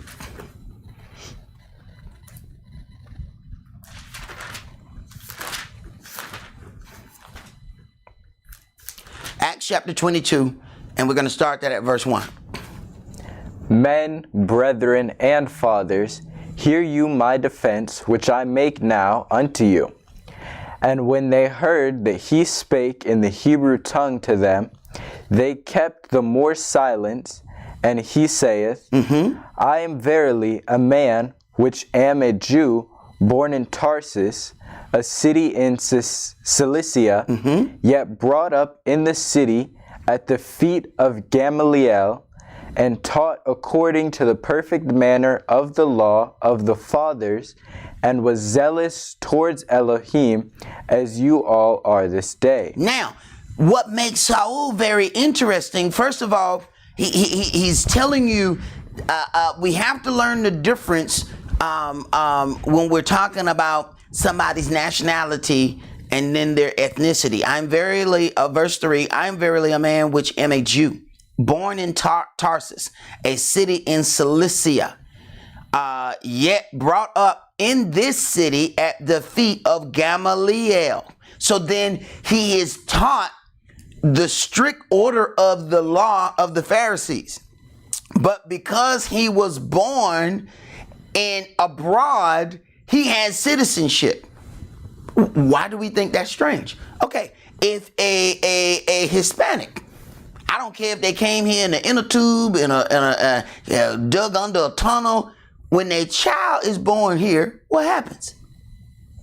That child has citizenship here. Simple as that. Okay, so wherever he's born, he has citizenship there. Then when he goes to Israel, he has citizenship there. Now, this then gives him a very strong possibility to work, because he now has citizenship in both places. So having this word opened up to him, he now has the ability to go in Rome and all the provinces that they are in control of, and now they have to treat him better than they treat other people. Why? Because he's an actual citizen. You know, what I find interesting is how people try to limit some of these things, especially when somebody mentions that they are a Hebrew Israelite. They want to ask other questions, but we'll get back into that as we read a little further. Go ahead, brother. And I persecuted this way unto the death binding and delivering into prisons both men and women. Right, because the Pharisees were strict in the law. So being raised like that, he believed that his way was right. But don't we all? When we are raised doing something, aren't we partial to the things that we were raised? Until a better understanding comes to us. Now, some people, a better understanding comes, but their emotions will not allow them to accept it. Go ahead. As also the high priest doth bear me witness, and all the estate of the elders, from whom I also received letters unto the brethren, and went to Damascus to bring them which were bound unto Jerusalem for to be punished. And it came to pass that as I made my journey, and was come near unto Damascus about noon, suddenly there shone from heaven a great light round about me. And I fell unto the ground, and heard a voice saying unto me, Saul, Saul, why persecuteth you me? And I answered, Who are you? Adonai. And he answered unto me, I am Adonai of Nazareth, who you persecuteth. Now, he says, I am, and this is where the interesting part of the word change happens, where the name of Jesus is input. And there are two times in this book, in Hebrews and in Acts, where they're talking about Joshua, the son of Nun, but they put Jesus. And what it proves is everywhere they seen Yahshua, they took it out and put Jesus, and they did it too many times in their translation. So this is where the Gentiles input these names, because understand that the J has only been in the English language until around the year 1630. So that's 1630 years that you could not have said the word Jesus because there was no J. What they gave us was, if you look in the 1611 print of the King James Version Bible, it is Jesus. Now, who is Zeus? The principal pagan god of the Gentiles. Anybody that has the common sense that God gave a jackass knows that. Zeus. Okay? That's easy to figure out. How does a Mexican say Jesus? Jesus. You look at the piece of paper, his name says Jesus. But you ask him his name, he says Jesus. Okay. So understand what's happening here. In the first part, in verse 7, it says, Saul, Saul. So it's speaking in Hebrew.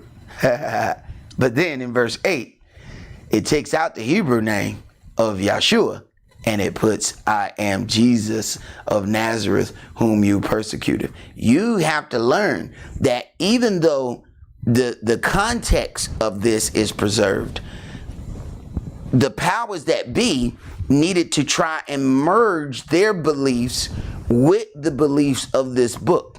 So in this way, they could still worship Zeus by changing the principal character's name to Zeus. They don't need to change all the names. They just need to change the principal one. Go ahead. And they that were with me saw the light and were afraid, but they heard not the voice of him that spake to me. And I said, What shall I do, Adonai? And Yahweh? And the Adonai said unto me, Arise and go into Damascus, and there it shall be told thee of all things which are appointed for you to do. Now, you see, when you deal with things decent and in order, he appears unto him. He sees the bright light. He speaks unto him. This is wonderful. Then he said, okay, what shall I do? Oh, go somewhere. I'm going to have somebody give you some instruction. Because otherwise, this is all just happening to him. How can you verify something that only happened to you? Go ahead. And when I could not see for the glory of that light, being led by the hand of them that were with me, I came into Damascus.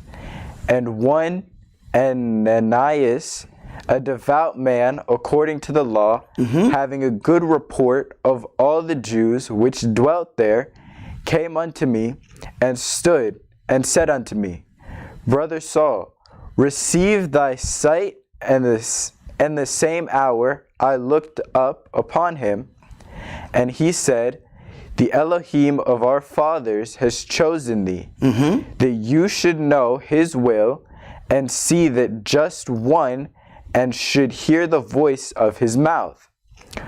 For you shall be his witness unto all men of what you have seen and heard. And now, why tarriest you? Arise and be baptized, and wash away your sins, calling on the name of Elohim. The Adonai. Now understand something. Calling on the name of Yahshua. See, now we find something very interesting. This is also one of the things that separates us from these corner-side Hebrews. You got to understand that most of these people are not baptized.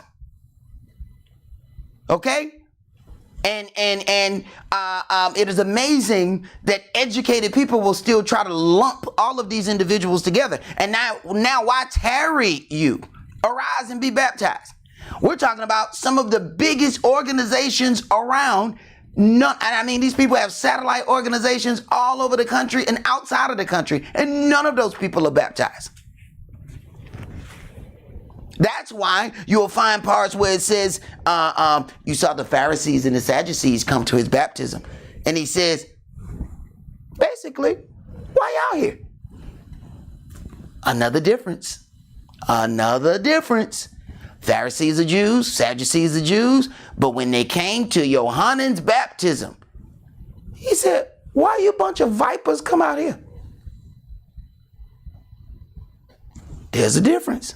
Go ahead. And it came to pass that when I was come again to Jerusalem, even while I prayed in the temple, I was in a trance, and saw him saying unto me, Make haste and get you quickly out of Jerusalem, for they will not receive your testimony concerning me. Right. So it shows you that there is some tribulation that is automatically connected to his salvation. Why? He persecuted a lot of people in the church because he believed what he was doing was right.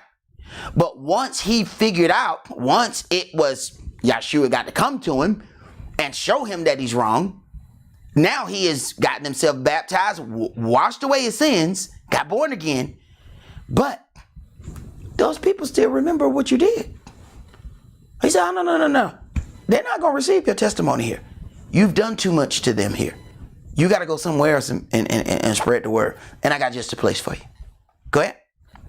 And I said, Adonai, they know that I imprisoned and beat in every synagogue them that believed on you. Right. So think about this. They know that I imprisoned and beat in every synagogue them that believed on you. Now you going to come to me?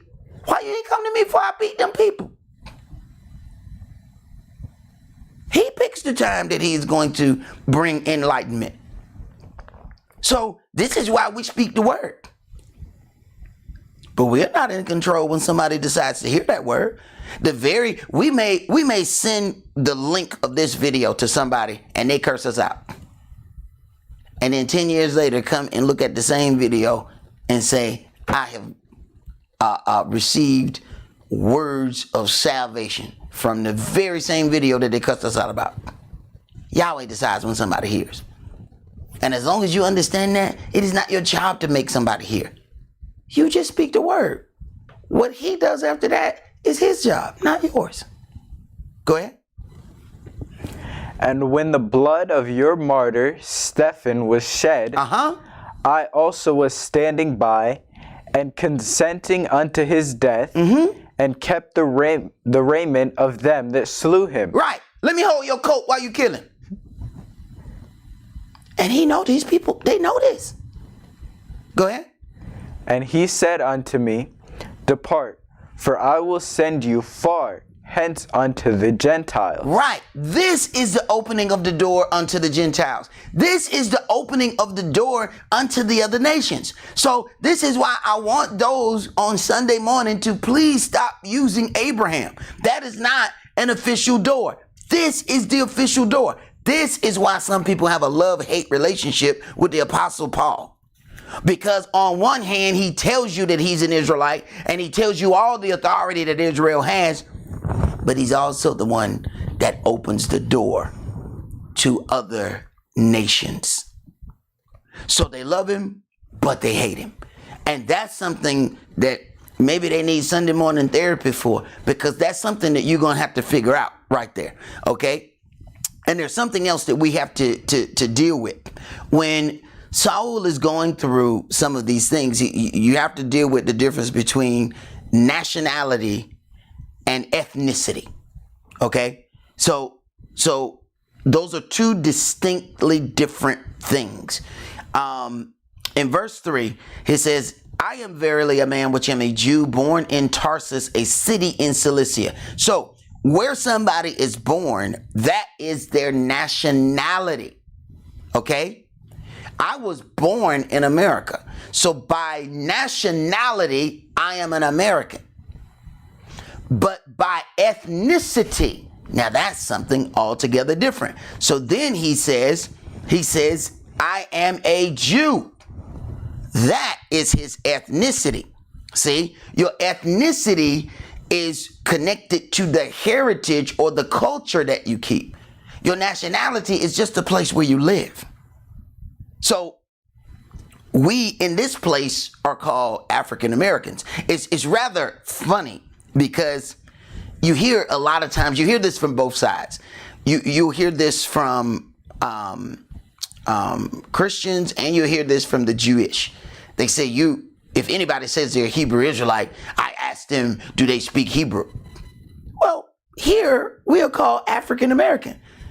How many of any of you guys speak any of the African language? I can't say speak African because there's 50 different countries, 50 plus countries in Africa. How many of us speak any African language? Yet, what do we call? African American. What was the whole purpose of that?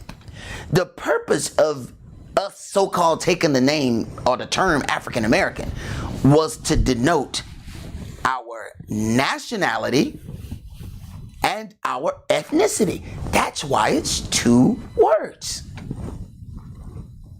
I don't understand why that is difficult to comprehend. Why is that difficult? You know? So it's very interesting that people will throw out, you know, you do you speak Hebrew? No. And the children of Israel were scattered to the four corners of the globe. So when people tell me that they speak Hebrew and they believe that denotes that they are a true Hebrew, I know that those people have zero connection to what's really written in this book. The children of Israel, this is why the blessing or this ability was given in the book of Acts at the keeping of Pentecost, because all those people came from the places where they were scattered, and the places where they were scattered, they ended up being born learning those languages. So your first language, you don't learn out of a book. Your first language you learn because the people around you speak it. They pick up a ball, they say ball. You learn, that's ball. They pick up a cup, they say cup. Then the kid said cup. The kid didn't read no book to find out that was a cup. They learn that by hearing and dealing with their surroundings. So it only makes sense that we would learn all these other languages because we've been spread into all these other lands. So this is something that we have to deal with and deal with in a righteous way. Let's go to Acts chapter 4.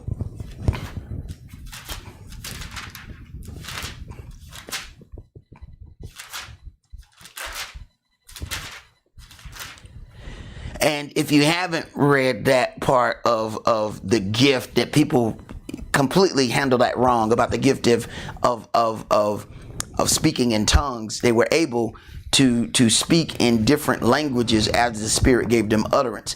The whole purpose of speaking in a different language is to be able to expound upon somebody the true word of this gospel in the language that they speak.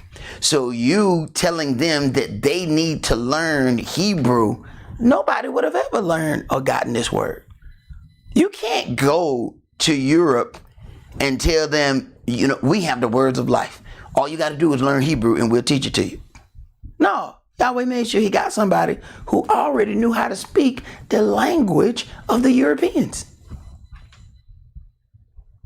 Go ahead, brother. And as they spake unto the people, the priests and the captains of the temple and the Sadducees came upon them. Right, so now you're talking about different groups of Jews. And the first thing people want to do is group all of these people together. And I have to ask them, what book are you reading? What book are you reading that causes you to continually do that? Go ahead. Being grieved that they taught the people and preached through Yeshua the resurrection from the dead. And they laid hands on them and put them in hold unto the next day, for it was now eventide. Howbeit, many of them which heard the word believed, and the number of the men was about 5,000.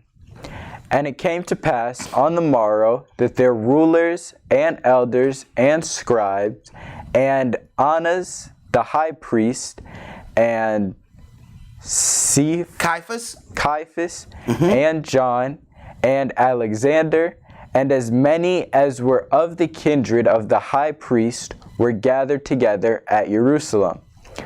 And when they had set them in the midst, they asked, by what power or by what name have you done this? All right, so now we're about to get into a little bit more here. What power or what name have you done this? See, we have to understand the power of changing a name.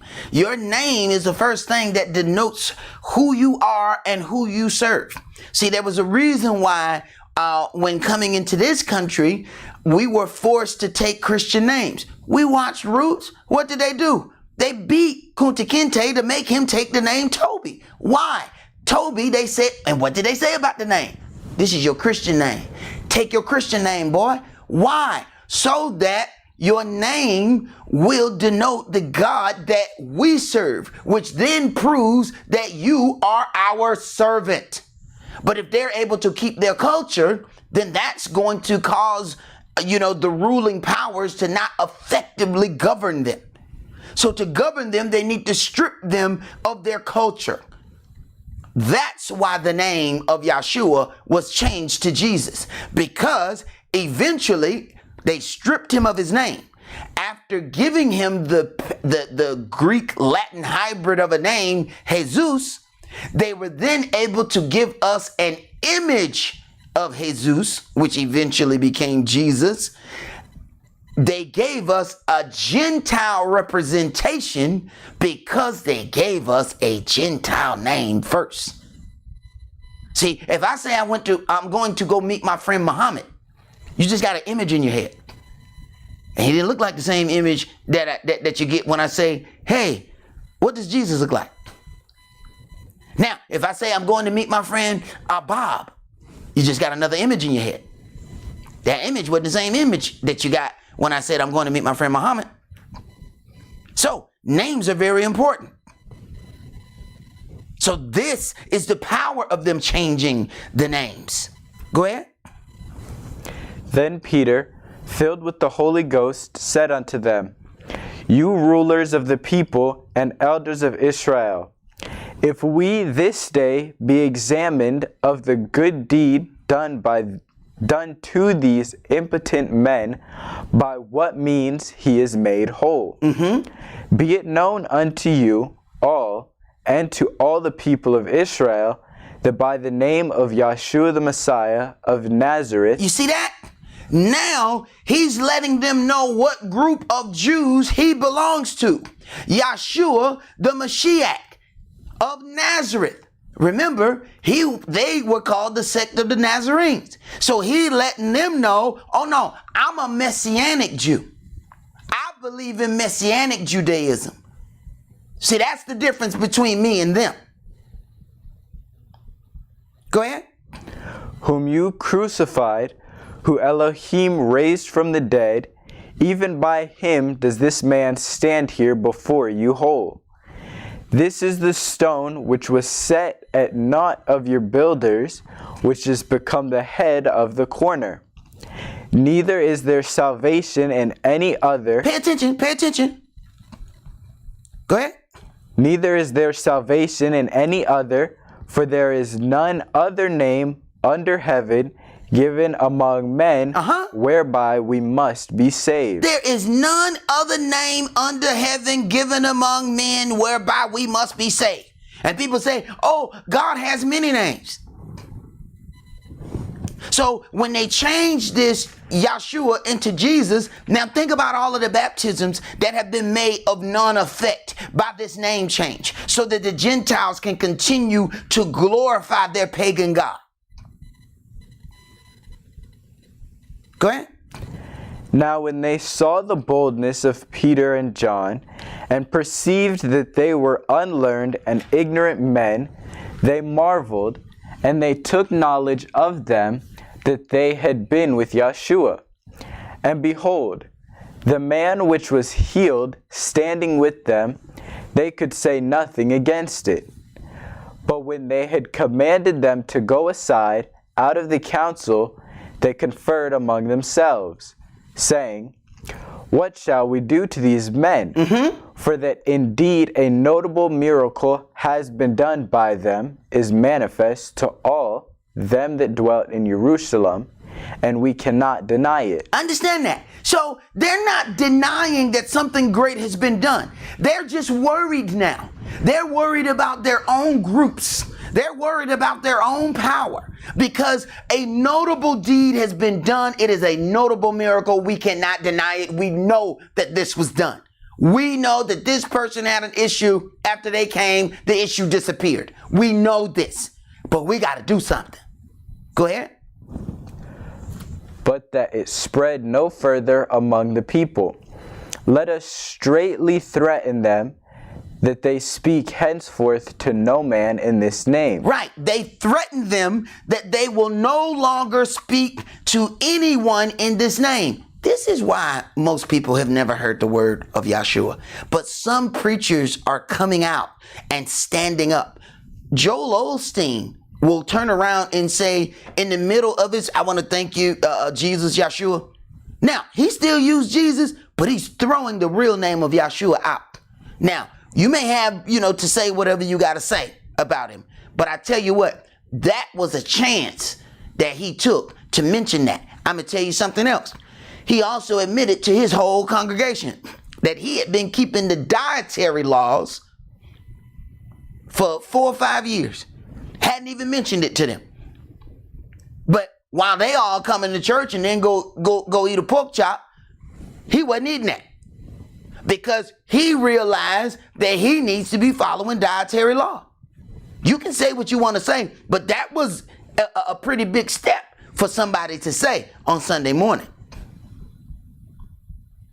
So you have to deal with this. Why are you not hearing the term of the real name of Christ? Consider this. It says that threaten them that they speak to no man in his name. Consider something. Today, the way we threaten is paperwork. See, if you're going to belong, and this is one thing you have to learn about, there are a lot of churches that they may be Baptist, they may be Methodist, they may be Episcopal, or Lutheran. Okay. They have to still follow the things connected to that organization. It's like having a franchise. I can't open a McDonald's and decide that I want to make flame broiled burgers. That's not what McDonald's does. Although I may own this McDonald's, it is a franchise, and I am held by the bylaws of that franchise. That's why so many churches are now becoming non-denominational. What they found out is the denomination keeps me locked into a certain thing. They have to give a portion of their offerings. They also have to have teachings that go along with that group. So understand what's happening here. People are forced to use the name Jesus according to the group that they belong to. And it's so funny that people don't have any idea that that's what's happening. Okay? If you have a pastor and he has gone to seminary school, he has definitely heard the name of Yahweh and he has heard the name of Yahshua. The name of the false name of Jehovah is not even possible, even in English, with it not being a J. They took the 4 letters of the Hebrew tetragrammaton of YHWH. They put in JHVH, inserted the consonants, and came up with Jehovah. But that wasn't even possible until 1630. That's 1630 years after, Christ.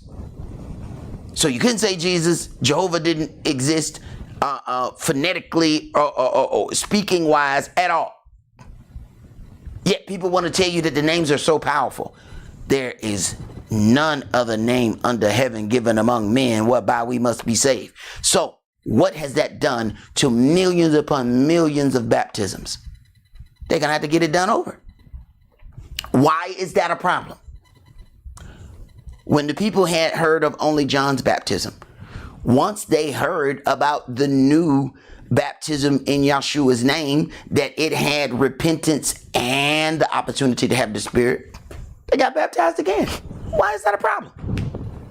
Our arrogance is what causes it a problem. Go ahead. And they called them and commanded them not to speak at all, nor teach in the name of Yahshua.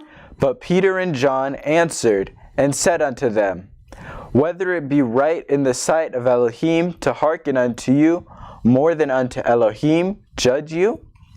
For we cannot but speak the things which we have seen and heard. So when they had further threatened them, they let them go, finding nothing how they might punish them because of the people. For all men glorified Elohim for that which was done. Right. Understanding that this great and notable miracle was done, if they punished them right at that point, they were going to seriously lose the support of the people. So although they really wanted to punish them, they decided they would wait and find another way to punish them, but not right after this notable deed was done. Let's go to Revelation 14. We're going to go back to that.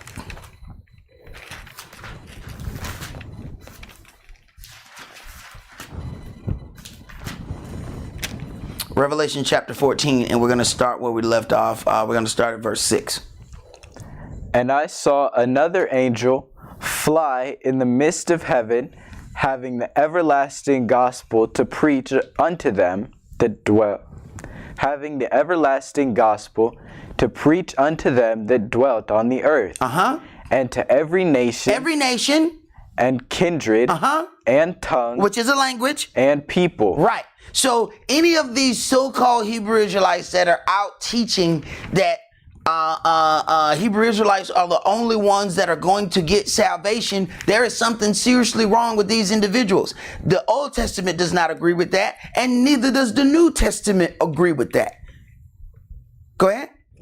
Saying with a loud voice, Fear Elohim, and give glory to him, for the hour of his judgment is come, and worship him that made heaven and earth and the sea and the fountains of waters. And there followed another angel, saying, Babylon is fallen, that great city, because she made all nations drink of the wine of the wrath of her fornication. Right. And drinking of the wine of her wrath, that wine is her doctrine. See, even as you have things that are set up, all of the oil that's in the Middle East has to be purchased with an American dollar. Everybody has to deal with her ways because of all of the things that she has set up. And then we begin to arrogantly believe that this is the way that it ought to be. Go ahead. And the third angel followed them, saying with a loud voice, If any man worship the beast and his image, and receive his mark in their forehead or in his hand. Now, you can go on YouTube and watch some videos where in some of these other countries, they have already put their digital, their chips inside their hands so that they can have their medical history, is how I'm going to phrase that. So they can have their medical history on their hand. The gentleman in the video is showing you how he has it connected to his phone. He can slide it over his hand and it will read his medical history, which also says what medication he has received.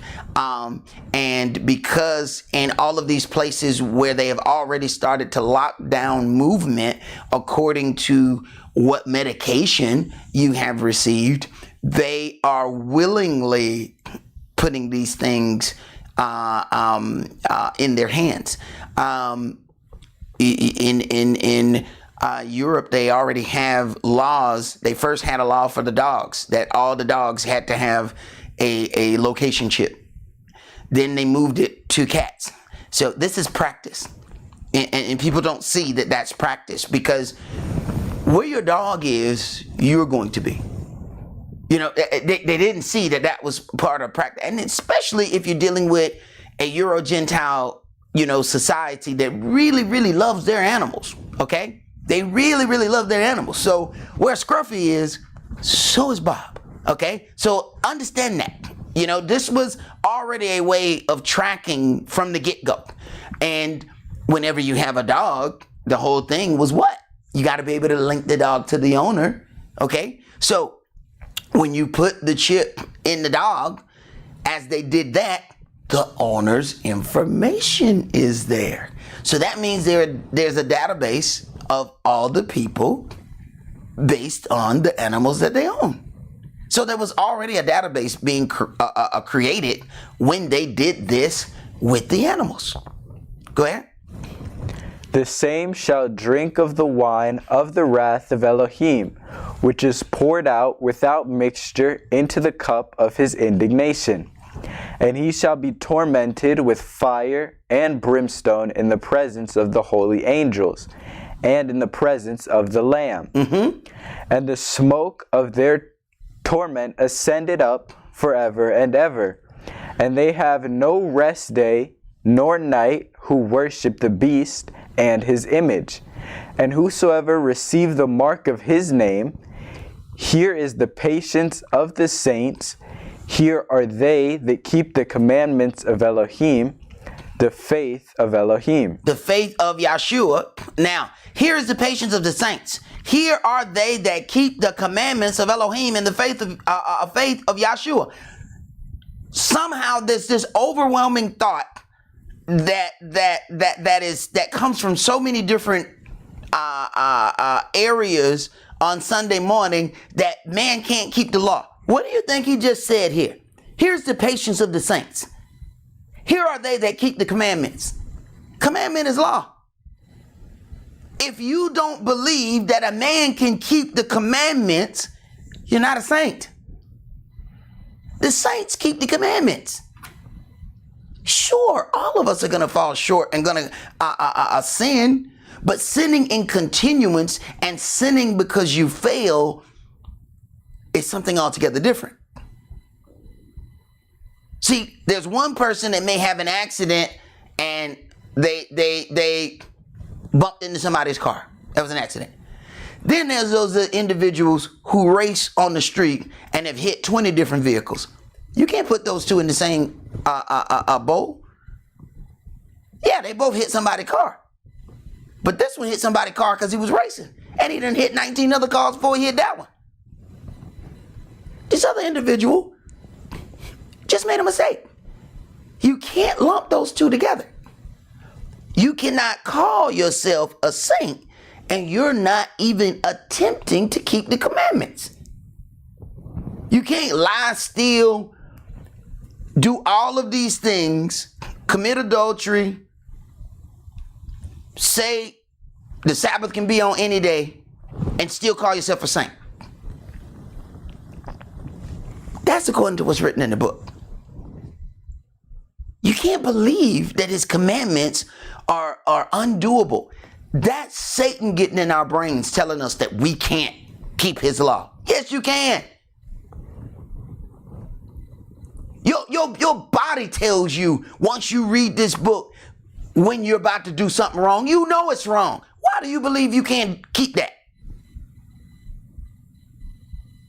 Go ahead. And I heard a voice from heaven saying unto me, Write, blessed are the dead which die in the Adonai from henceforth. Yea, saith the Spirit, that they may rest from their labors, and their works do follow them. And I looked, and behold, a white cloud, and upon that cloud one sat like unto the Son of Man, having on his head a golden crown, and in his hand a sharp sickle. A sharp sickle. A sickle is used for cutting up crop, and he's about to cut up a different crop. Go ahead. And another angel came out of the temple, crying with a loud voice to him that sat on the cloud, Thrust in thy sickle and reap, for the time is come for thee to reap, for the harvest of the earth is ripe. It is ripe. So when a fruit is ripe, it is ready to be harvested. It is ready to be taken out of the place that it is in to be gathered somewhere else for harvesting. That means it's cut out of the ground. Go ahead. And he that sat on the cloud thrust in his sickle on the earth, and the earth was reaped. And another angel came out of the temple which is in heaven, he also having a sharp sickle. And another angel came out from the altar which had power over fire, and cried with a loud cry to him that had the sharp sickle, saying, Thrust in thy sharp sickle, and gather the clusters of the vine of the earth, for her grapes are fully ripe. And the angel thrust in his sickle into the earth, and gathered the vine of the earth, and cast it into the great winepress of the wrath of Elohim. The wrath of Elohim. See, the wrath of Elohim is there because many people believe that the commandments cannot be kept. So people talk about atonement. What they don't understand is that earth is going to have an atonement. That's what it's talking about, earth's atonement. How do you make atonement? You shed the blood of a beast to make atonement for sin. What is man without law? A beast. So these man beasts are going to be sacrificed so that their blood is shed on the earth, so that the earth can be cleansed from the sin that has been done in it. And according to biblical law, how you restore land is by shedding the blood of him that defiled it. So what's happening? These man beasts who believe that law can't be kept are going to be sacrificed, and their blood is going to be shed on the earth so that the earth can be cleansed into the state that it was in before. So you don't have to go to heaven. Just stay right here and await for the earth to be cleansed after the sacrifice of the man beast. Then we get our paradise back. Go ahead. And the winepress was trodden without the city, and blood came out of the winepress, even unto the horse bridles. You know how high a horse bridle is? This is up here, okay? So we're talking this much blood is flowing out of the city. Why? Because it has to flow out to cleanse the rest of the earth. That's what this is about. So you're witnessing a spiritual thing that's taking place here. This is not just about cleansing that particular land. This is about cleansing the entire earth. And you can't make atonement without shedding blood. We keep dealing with the blood of the Messiah. We keep dealing with the blood. That was dealing with Israel. Then the Gentiles were grafted in. Go ahead.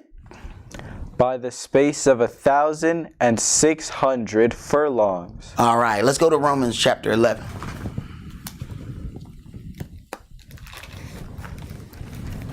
Romans chapter 11. And I think that's the last one that we're going to do for today. Romans chapter 11. And we're going to start that at verse 1.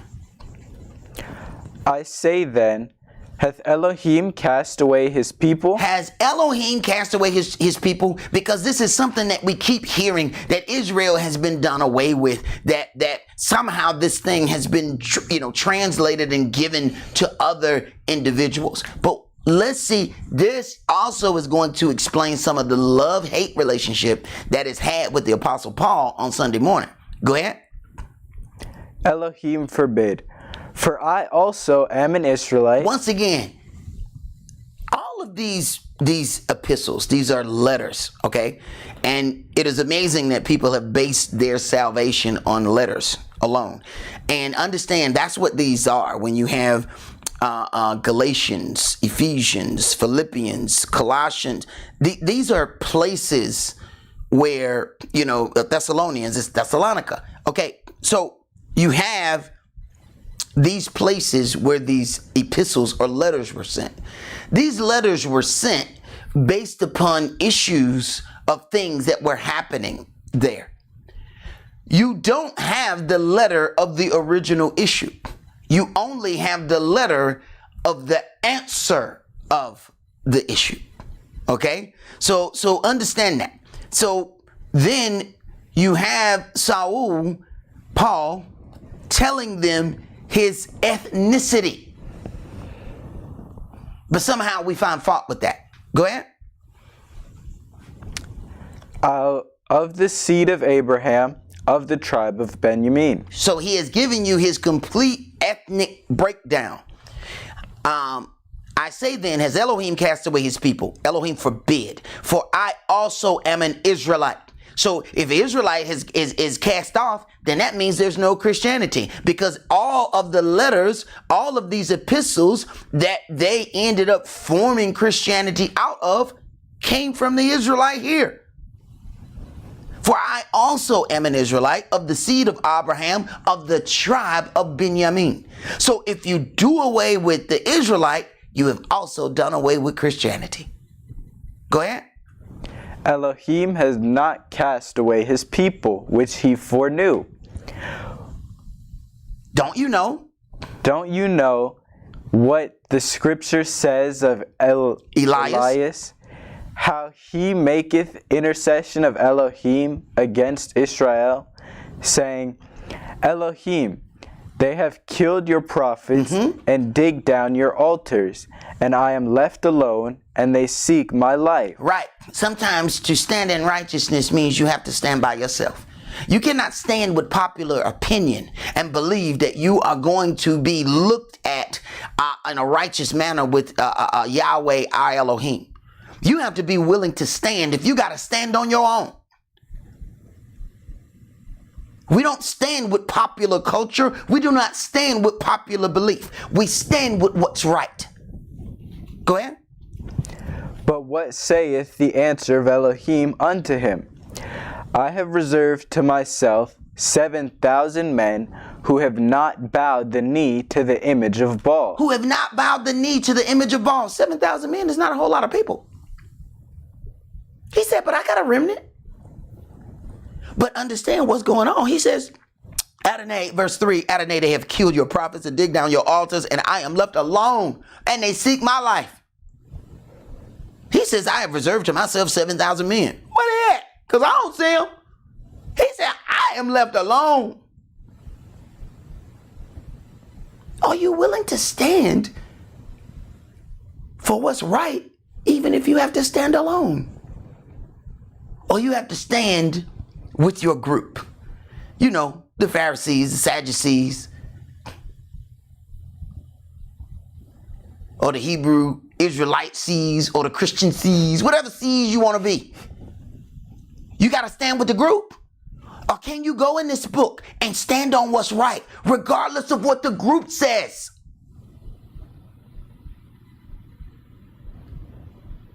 Go ahead, brother. Even so then, at this present time, also there is a remnant according to the election of grace. And if by grace, then is it no more of works, otherwise grace is no more grace. But if it be works, then it is no more grace, otherwise work is no more work. Now, once again, you cannot take this out of context. When they're talking about work, at one point they're dealing with animal sacrifice. When it says that every man will be judged according to his works, it's talking about his deeds, the deeds that he has done. Do not get those mixed up. You have to consider something. What if somebody, this whole, God has justified everybody. What if let's entertain the possibility of people going to heaven. Okay, so let's say you so-called went to heaven, but then the rapist and murderer of your child is also in heaven.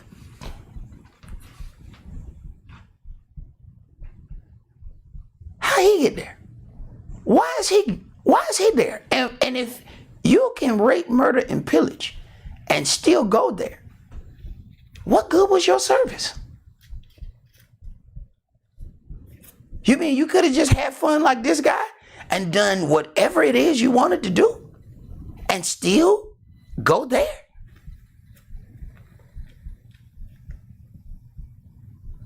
If you have an ounce of intelligence, you know that doesn't make any sense. And it's not your intelligence that's in question. It is your emotional connection to the lie that we were all told when we were children. That's what this is about. I have Christian friends. They are very intelligent. They know that this doesn't add up. This is a lie that everybody just got through telling about Santa Claus and that. Man, they're intelligent. They know that at some point the kid's gonna figure out that's a lie. But because these are the things that we were told growing up, we stick with these things, even though we know it's not right. But then the first time that kid comes in at 2 o'clock in the morning and he done lied to you about where he or she has been, now you hurt. Well, you lied to them for 12 years. Now you get mad when they lie to you? Go ahead, bro. What then? Israel has not obtained that which he seeketh for, but the election hath obtained it, and the rest were blinded. According as it is written, Elohim hath given them the spirit of slumber. Right. According as it is written, Elohim has given them the spirit of slumber. Once you have denied his word for a certain amount of time, now he doesn't give you the right to even turn at this point. Now, your judgment is he leaves you there so that you even believe that you are correct. You believe, and everybody around you know you're wrong, but you believe that you are correct. Now he's giving you the spirit of sleep. So you couldn't even change if you wanted to now. Go ahead. Eyes that should not see and ears that should not hear unto this day. And David said, let their table be made a snare, and a trap, and a stumbling block, and a recompense unto them. Let their eyes be darkened, that they may not see, and bow down their backs alway. I say then, have they stumbled that they shall fall? Right. See, so people will see Yahweh dealing with the children of Israel and say they must not be blessed. See, we have gotten to the point where we call blessing monetary gain. So when we see the children of Israel being dealt with, we then think, well, we must not be blessed. That's because we have the wrong definition of blessing. See, our tribulation and anguish goes to the Jew first, which means Yahweh gonna whoop us first. But don't worry, the other people gonna get a whooping too. Go ahead. Elohim forbid, but rather through their fall salvation is come unto the Gentiles. For to provoke them to jealousy. Now understand something. So Yahweh has a plan with the things that are happening here. Go ahead. Now if the fall of them be the riches of the world, and the diminishing of them be the riches of the Gentiles, how much more their fullness? Right. So then understand here, he's letting you know who he's dealing with. He's going back and forth between the Jews and the Gentiles. And then now he's going back to the Gentiles to give specific instructions about this thing. Go ahead. For I speak to you Gentiles, inasmuch as I am the apostle of the Gentiles. I magnify mine office. So understand this. Saul, the one who says, are they Hebrews? The one who says, are they Israelites? So am I.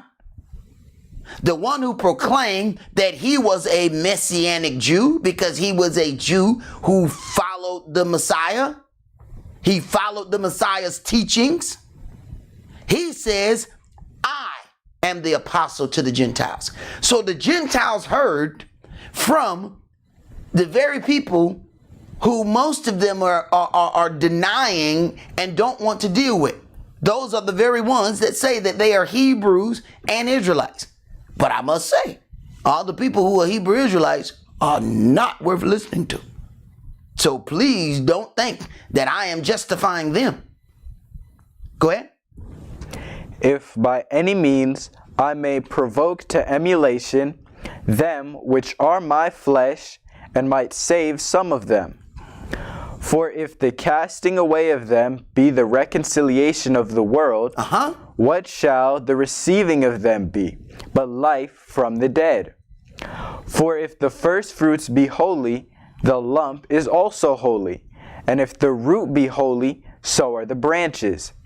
And if some of the branches be broken off, and though being you being a wild olive tree. Right, this is the Gentiles. The Gentiles are the wild olive tree. Go ahead.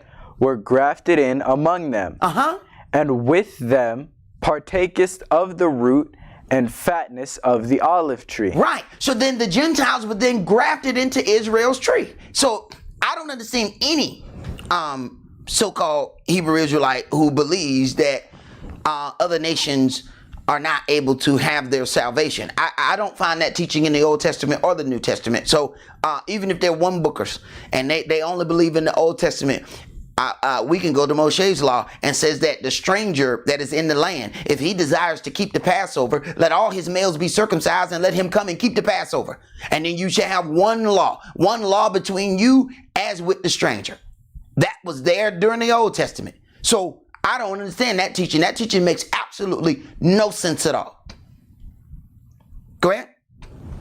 Boast not against the branches. Now, this is the problem. See, the Gentiles have set up Christianity, which has then boasted against the Israelite teachers that they first had. That's the problem. They want to have their salvation, but they want to boast against the very tree that they were grafted into. That's a problem. Go ahead. But if you boast, you bear not the root, but the root you. You will say then, the branches were broken off that I might be grafted in. Well, because of unbelief they were broken off, and you standeth by faith. Be not high-minded, but fear. Be not high-minded. And that's what you find is happening. You know, be not high-minded, but fear. Keep going. For if Elohim spared not the natural branches, take heed lest he also spare not you. Behold, therefore, the goodness and severity of Elohim. And that's part of our problem. We want to deal with the goodness of Elohim, but not the severity of Elohim. Go ahead. On them which fall severity, but toward thee goodness, if you continue in his goodness, otherwise you also shall be cut off. And they also, if they abide not still in unbelief, shall be grafted in, for Elohim is able to graft them in again. For if you were cut out of the olive tree, which is wild by nature, and were grafted contrary to nature into a good olive tree. Right. Israel is a good olive tree. The wild olive tree didn't have any law, any culture. That wild olive tree was then grafted into our olive tree. You can't then boast in against the tree in which you were grafted into. Go ahead. For if you were cut out of the olive tree, which is wild by nature, and were grafted contrary to nature into a good olive tree, how much more shall these, which be the natural branches, be grafted into their own olive tree? Correct. So he's already saying, yes, I'm dealing with Israel for this time, but Israel is going to be grafted back into its own tree. Go ahead. For I would not, brethren, that you should be ignorant of the mystery, lest you shall be wise in your own conceits, that blindness in part is happened to Israel until the fullness of the Gentiles be come in. All right, so now let's deal with that. All right, so this is why we have so many issues. For I would not, brethren, that you should be ignorant, verse 25, of this mystery, lest you should be wise in your own conceits, that blindness in part has happened to Israel until the fullness of the Gentiles be come in. What is the fullness of the Gentiles? The fullness of the Gentiles is the time that they were given to rule on this earth. The reason why we're going through so many changes right now is because the rulership on earth is about to change hands. So it is about to get pretty rocky. Individuals, ladies and gentlemen, it is about to get interesting, okay? But this may drag out. Yahweh decides when the ultimate time of those things, and it's already been set. We can go in Daniel, and it tells us about the 2,520 years that the Euro Gentiles were given to rule the earth. If you go back in history and you find those Egyptian rulership all over the earth, those were Africans that ruled the earth. And then their time came to a close. And now look at, you don't see the Africans ruling like that. Even though Africa has all of the resources. The Gentiles go over there and get whatever they want out of there and still won't let the Africans manufacture anything, but all the stuff that they need for manufacturing, they get out of Africa. Their time of rulership is over. It is the Gentile time of rulership, and they are ruling. And this is telling us blindness in part has happened to Israel until the fullness of the Gentiles be come in. That's why you have Israelites who don't know that they're Israelites. They believe that they're Christians or African Americans or whatever you want to call it. They are blind because the fullness of the Gentiles haven't come in yet. So what happens? Saul was in the same place. Before he received the truth, he persecuted all those people. Then when he came to the truth, hey, Yeshua got to send him somewhere else. He's like, nah, they're going to hurt you here. You got to go over here. Well, that's where we are. That's where a lot of us are standing. We haven't accepted the truth, so then we persecute other people because the truth hasn't been revealed to us. See, the difference is most of us walked in Christianity first. And I think that's what causes some people some anger, because they were Christians and they believed some things and then found out that there were things purposely being held against them. There are certain things that teachers of the word know, but they are purposely holding back. Like, you know, today is what? January 1st? Okay, 12 o'clock midnight. The majority of Christian churches just celebrated a pagan god called Janus, who January is named after. It is the two-headed god that looks into the past and to the future. At 12 o'clock midnight, they counted down they told all of the people to turn around and look at the back door. Then they counted down 10, 9, 8, 7, 6, 5, 4, 3, 2, 1. Now turn around and look at your future. They just did a mock ritual of the two-headed god Janus.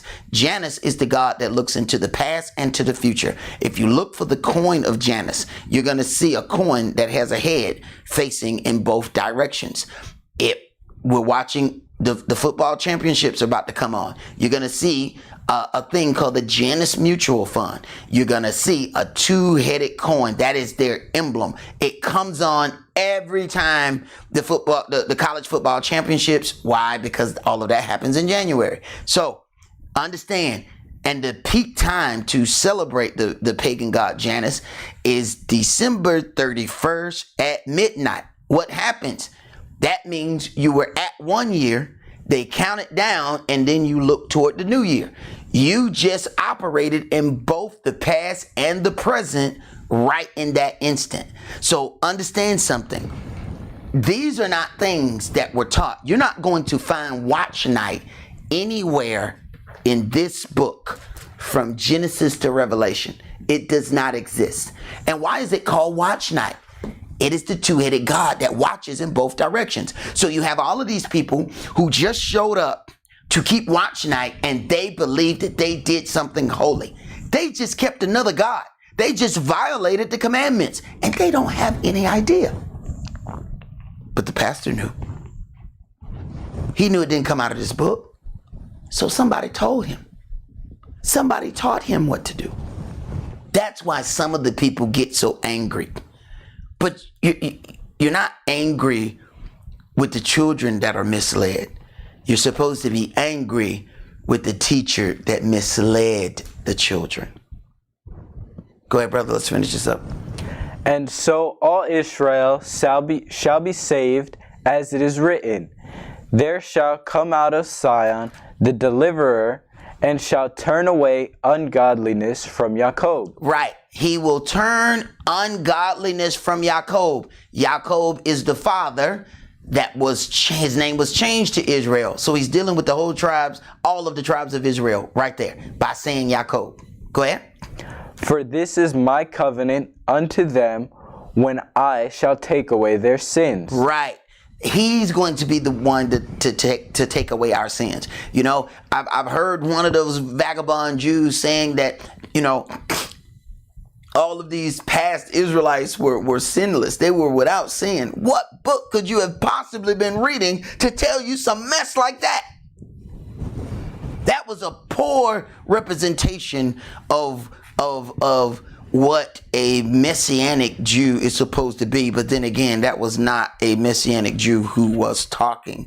What we keep is Messianic Judaism, and we're going to have to deal with it as such because these other things do not fit who we are and what we believe and what we teach. Don't forget, we are also going to celebrate our new moon, which is a new month.